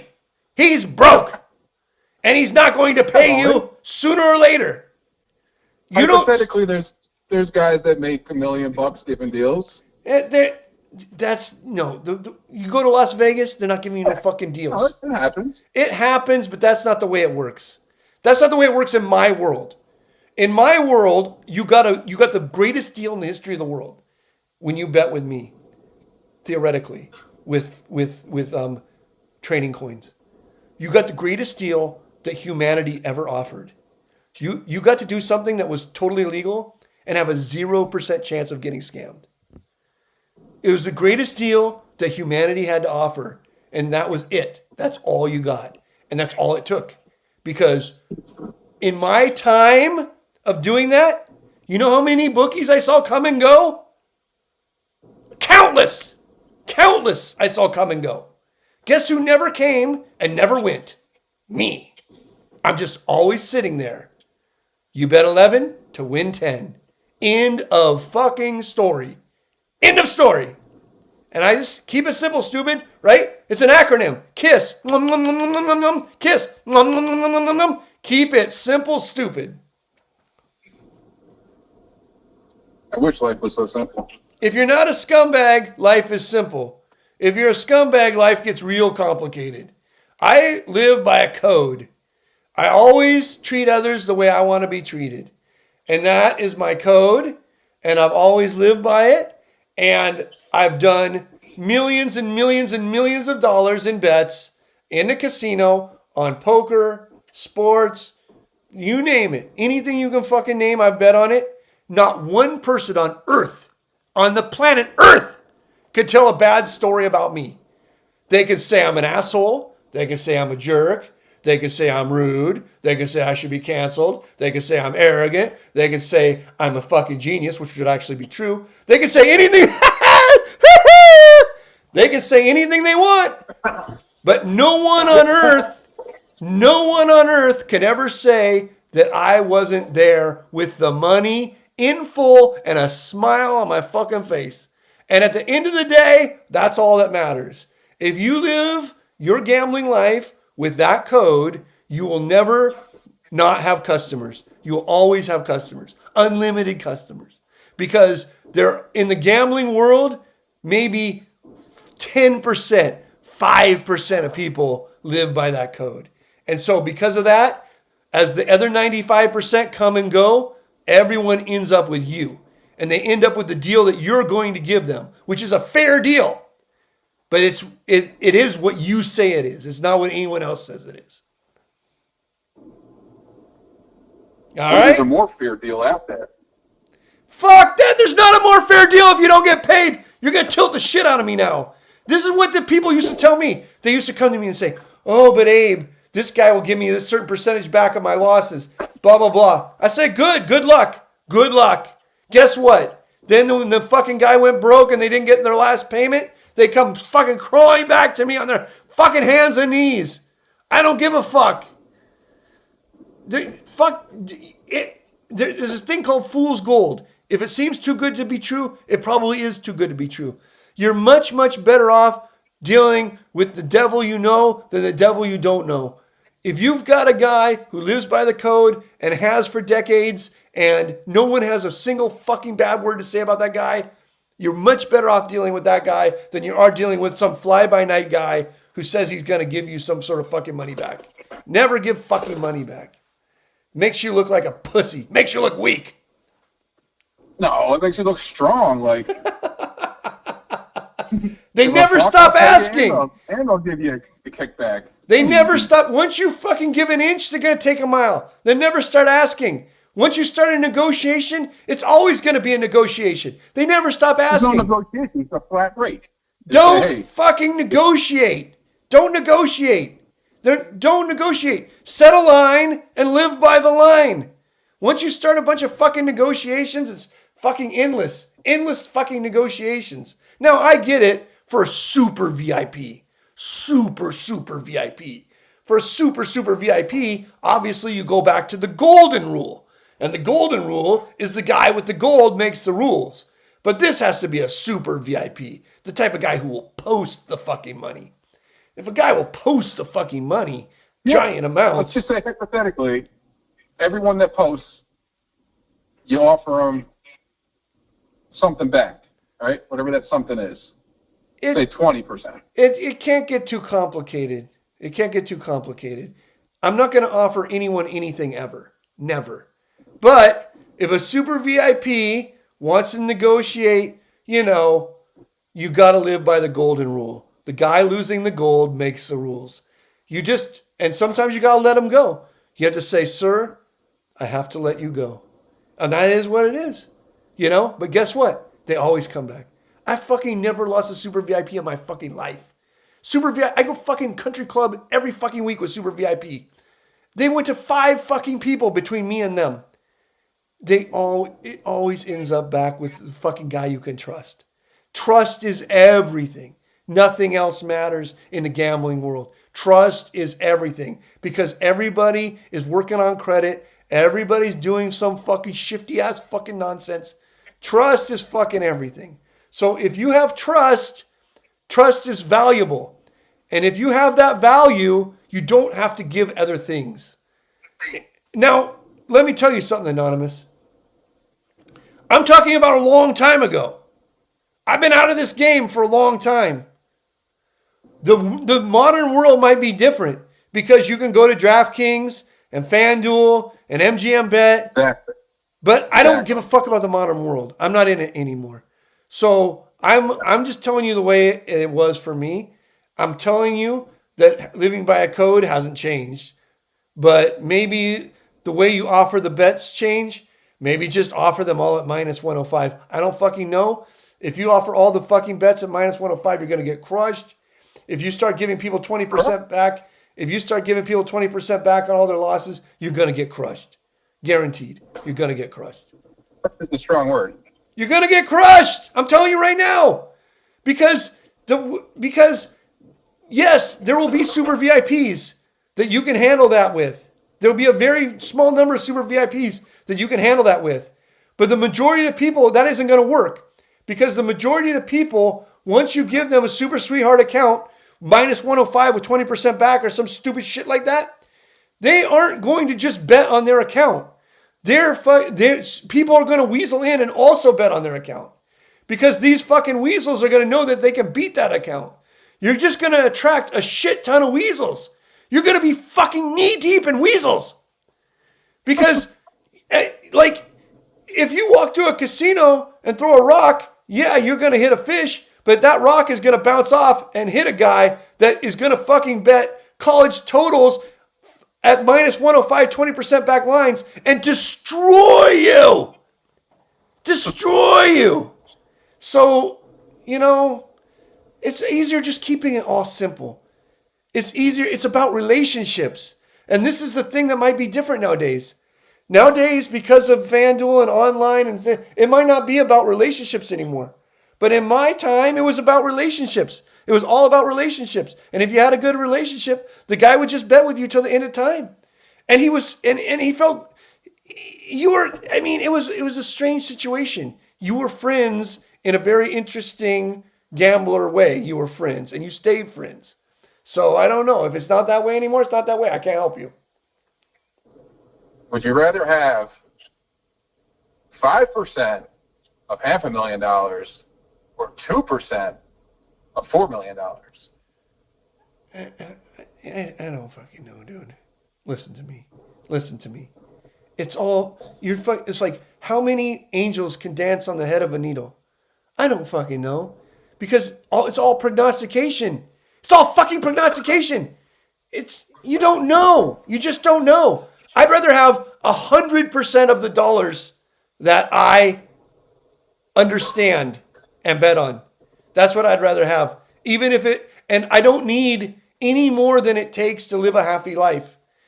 And I'm not going to get greedy and chase shit that's going to make my life stressful. I'd rather have 5 fucking guys from the country club betting minus 110 lines than 20 fucking guys from the casino betting minus 105 lines. Because the 5 fucking guys from the country club are a dream. They're a fucking literal dream. They exist in my, I wake up in a puddle if I dream about them. I wake up in a fucking puddle. And the 20 guys from the casino are a nightmare. They're a fucking nightmare. They're all fucking letting other people bet on their accounts, and they're fucking broke half the time. I'm chasing them around in the middle of the fucking night, and I have to meet them, and they give me fucking, they don't give me cash, they give me fucking a check, or they give me a fucking $5,000 chip from the fucking Borgata or the fucking Rio, and I'm never going to be able to fucking cash that fucking chip, and I have to pawn that shit off to some other motherfucker. I'd rather just fucking have the 5 fucking guys from the fucking country club. You know? No trouble. You got to think about your life, too. All right. Thank you, Anonymous. I got to talk to Kevin. Appreciate it. Thank you. Great call. Call back anytime. Anytime. All right. Kevin, what's going on? What's up? Good. How are you, bro? I'm good. How are you, bro? Good. I got you like 35,000 views, mainly from actually Reddit. Good. On Pokersesh in a week. I feel like I've done a pretty good job. I agree. You've done a fine job. But you're Thanks, dude. Then why are you fucking busting my balls on Reddit? Fucking saying that like, I'm doing this shit for you for free, blah blah blah blah blah. Because of all the things you said, you described, sometimes you're mean, Abe. You're a mean man. I am not mean, Kevin. You're like the poker Grinch, Abe. Kevin, I am not mean. There's a reason you're not allowed to celebrate Christmas, Abe. That's not the reason. Kevin, I am not mean. Listen, no, you listen to me. No, I got to tell you something first. You listen. I'm listening. You can call up Dan Negrano, call up Phil Ivey, call up Doug Polk, call up Federholes, call up any of these motherfuckers. You call these guys up and you say, "Hey, my name's Kevin. I want to run your TikTok videos for free.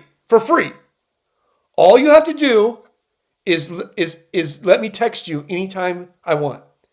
Guess how many of these people are going to let you do that? The answer's fucking zero, Kevin. Zero. Kevin, the answer's fucking zero. It's zero. I said zero, asshole. Zero. I said zero, asshole. Calm down. And then like, let's say Federholes, because he's a fucking Euro dipshit, like gives you a tiny job interview, and he says like, okay, what experience do you have being a social media manager? What's your answer? Fucking none! You have none! Zero! You know nothing! You literally know nothing! And you did social media for a fitness company. No, you literally California. I did. No, I did for like 3 months. no, you know nothing. Sweet. You know nothing. Sweet. Kevin, Stupid. you I know know something. you know nothing. You I know who's sweet. You can't even post a fucking clip correctly.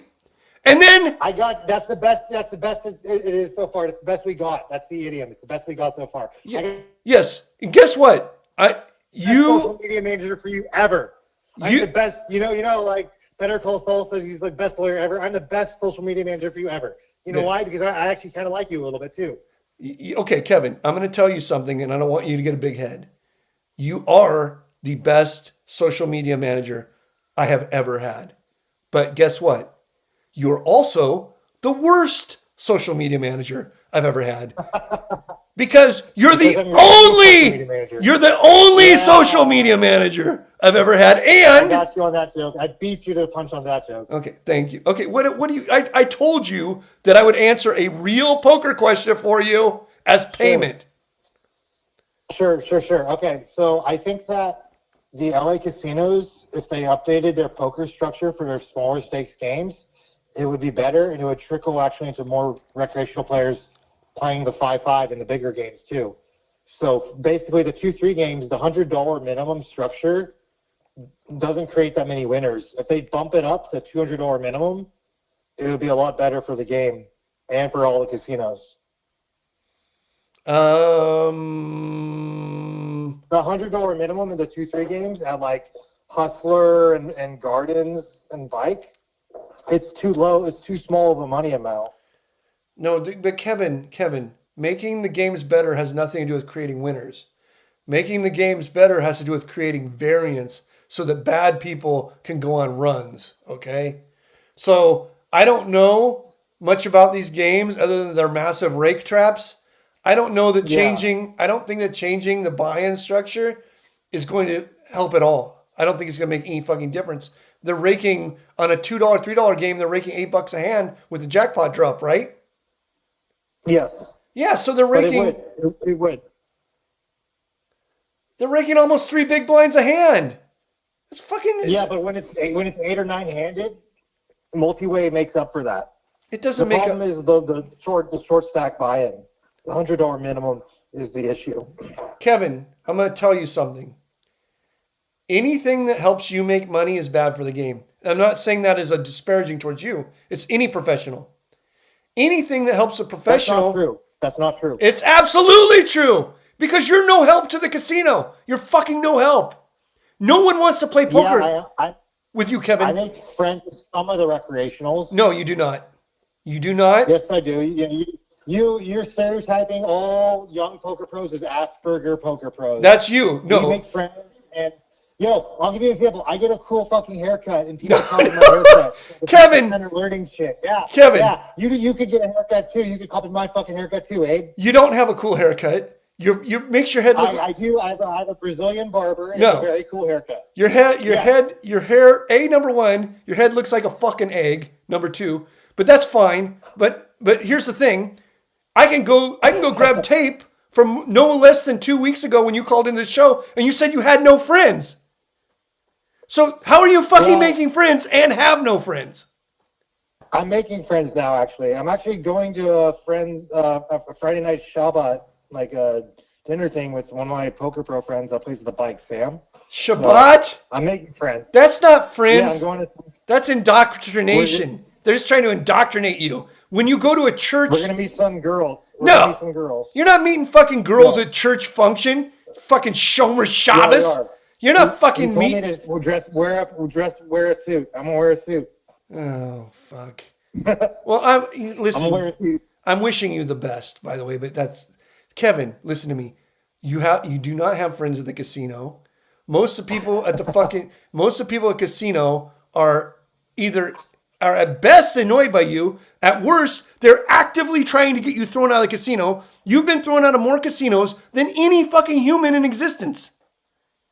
No, that's probably not true. Okay, who's been thrown out of more casinos than you? I don't know. You've been thrown out of a lot.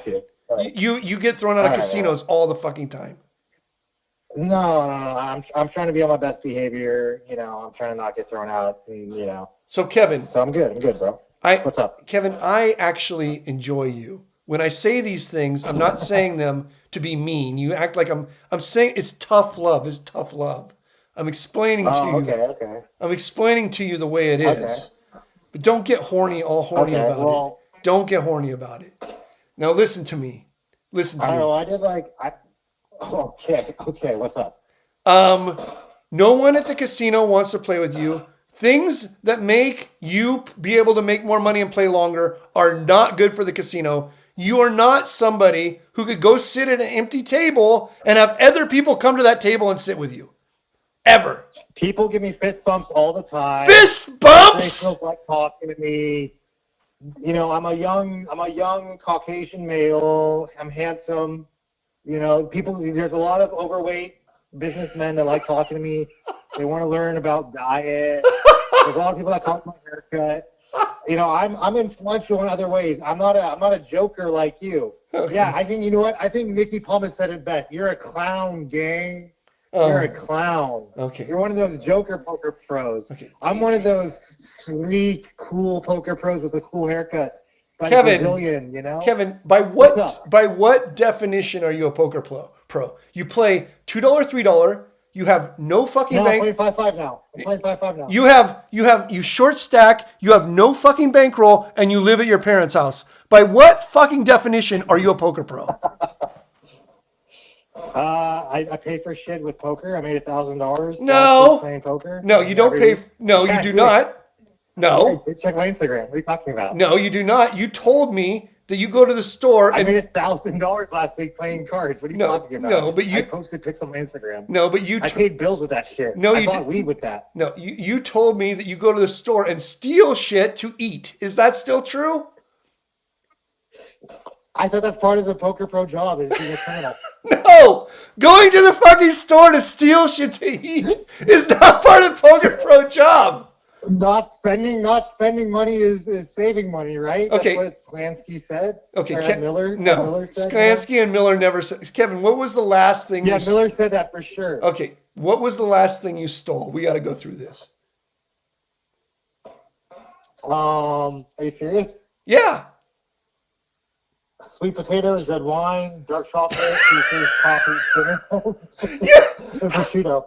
How you stole sweet potatoes, red wine, dark chocolate, and prosciutto. Coffee, bananas, and chicken also. From what store? I mean, they don't know you. Whole Foods. From Whole Foods. How the fuck did you get out of the store with that much fucking shit? You bring a reusable bag, allegedly. Okay, you bring your own reusable bag. What does the bag say on it? Trader Joe's. Okay, so you bring a Trader Joe's reusable bag. Yeah, everybody does. Everybody does these days. No, you got to get with the times. Everybody goes to Whole Foods and steals shit? What? I like a banana. You stole some other stuff. You stole a fucking banana? Okay, Kevin. 4 of them. You stole 4 bananas. Okay. Listen to me. Nobody who brings a fucking Trader Joe's bag into the fucking Whole Foods and steals chocolate and bananas is a poker pro. Period. End of story. Hey, man, not spending money is saving money. Okay, how does this work? So you walk into the fucking Whole Foods, you got the bag. How do you decide what to steal? Google Calendar. You write it down. You have a calendar of things to steal. Yeah, like a Google Calendar, on your iPhone. And what you stole prosciutto? 2 of them. What? That was your only protein? No, I got chicken too. What else? Chicken. I got chicken too. Why you steal? If you're gonna steal, why not steal prime steak? Because their steak doesn't taste as good as the Trader Joe's steak. Why don't you steal from Trader Joe's? I think we should talk about that another time.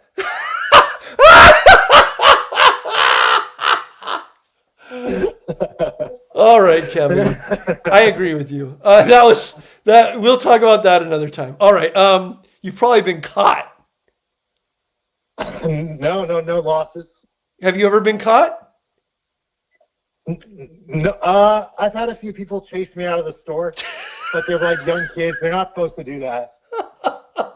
So, it happened once at Trader Joe's and once at Vaughn's. When they were chasing you out, were they complimenting your haircut? No.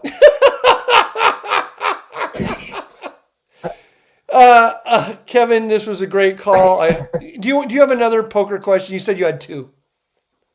So the first, that was the first one about the structure. Let's see if I got a second one. I feel like, what are your thoughts on like casinos like creating informal players unions to consult for like structure decisions, game structure decisions, and like promos and things like that?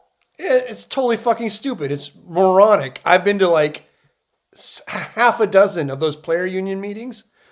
They're the dumbest fucking things I've ever been to in my life, because the people who they invite are the people who play the most hours. And the people who play the most hours are the last fucking people who they should be talking to. Because all those people are living hand to mouth. They're fucking greedy as fuck. They probably are robbing fucking Whole Foods. And every fucking thing they say is just to benefit them directly. It's never to benefit the game. It's never, they don't have, they're myopic. They're short-sighted because they live hand to mouth. What you want to invite is rich fucking fish. That's who you want to invite. The last person you should ever talk to is someone living hand to mouth. Because the people living hand to mouth and the people getting chased by kids out of a fucking Trader Joe's are no one that any human should ever want to talk to about how games are structured. Well, hey, here's the thing, actually. It's funny you say that, because I learned the term players union from Adam Johnson, our friend Adam Johnson, the PLO pro. Yes. And, if you just invite the poker pros, and then the poker pros tell you what they want in the casino to get the fish to stay, I think that's what's good for the game. Adam Johnson is a very nice guy. He's a very smart guy. And he's the last person that anyone on earth should talk to about how to structure fucking games in a casino. Oh my God, you're terrible, Abe. You are No! terrible. How am I terrible? Oh, There's Adam's only... a great guy. He's funny. I said he was great! Why do you think he's stupid? He makes good money playing PLO. Exactly, and that's exactly why anyone making good money is not who you want to talk to. There's only two. Yes, it is. No, absolutely not. 0%. Yeah. There's only two types of people that you should want to talk to about how to structure the casino. One is giant whales. That's number one. Number one is giant whales. Number two, slightly less than giant whales. Those are the only two people. And me. And me. And you. And me. Of course. Did you hear my... Look, Adam's prerogative is to keep the game going. So you want to hear his input onto keeping the game going. No. If you're not getting a cut of rake, that's not your prerogative.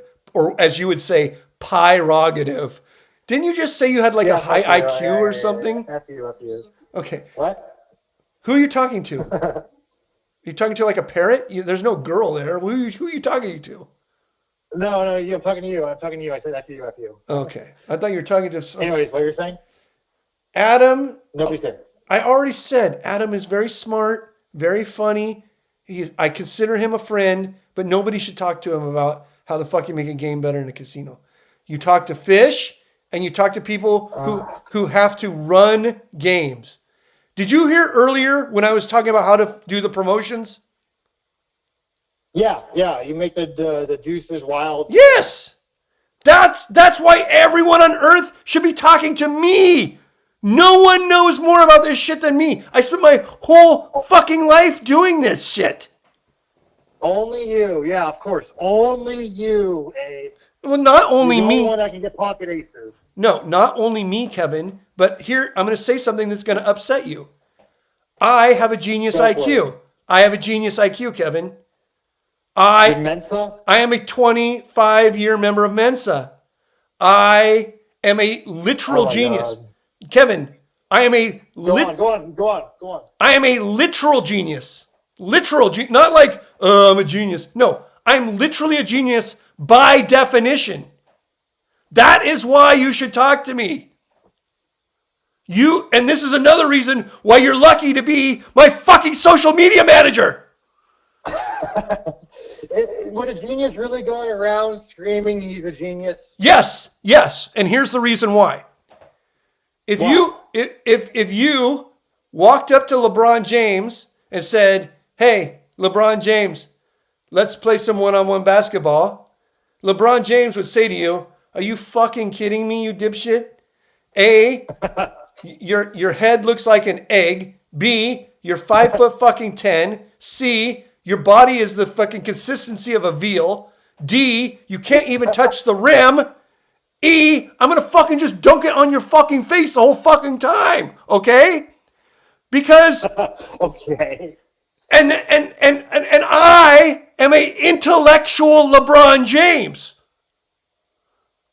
I don't have to pretend that we're equal or that I can't do a 360 intellectual dunk. I don't have to pretend that I can't hit intellectual shots from the half court line over and over. I don't have to pretend that I can't touch the top of the intellectual backboard, okay? These are all things that a literal genius can do, and a literal genius should be able to express. How about you think that maybe you're just a comedic genius? Not an intellectual one, but a comedic genius. Have you ever thought about that? Why not both? Why not both? Bye, Kevin. All right. Bye. All right. So we had a great show tonight. I don't think we can do any better than that. Oh, Kevin, if you're still listening, there's going to be so many good fucking clips from this fucking show. Don't fuck them up, please. So this is the time of the night when we play some more public domain music and have a little bit more fun with the old public domain.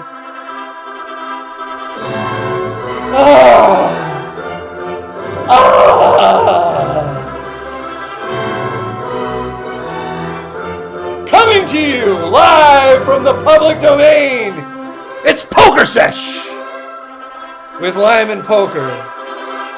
Every Wednesday, 6 p.m. Phone lines open, no screener. And maybe you could become my next social media manager.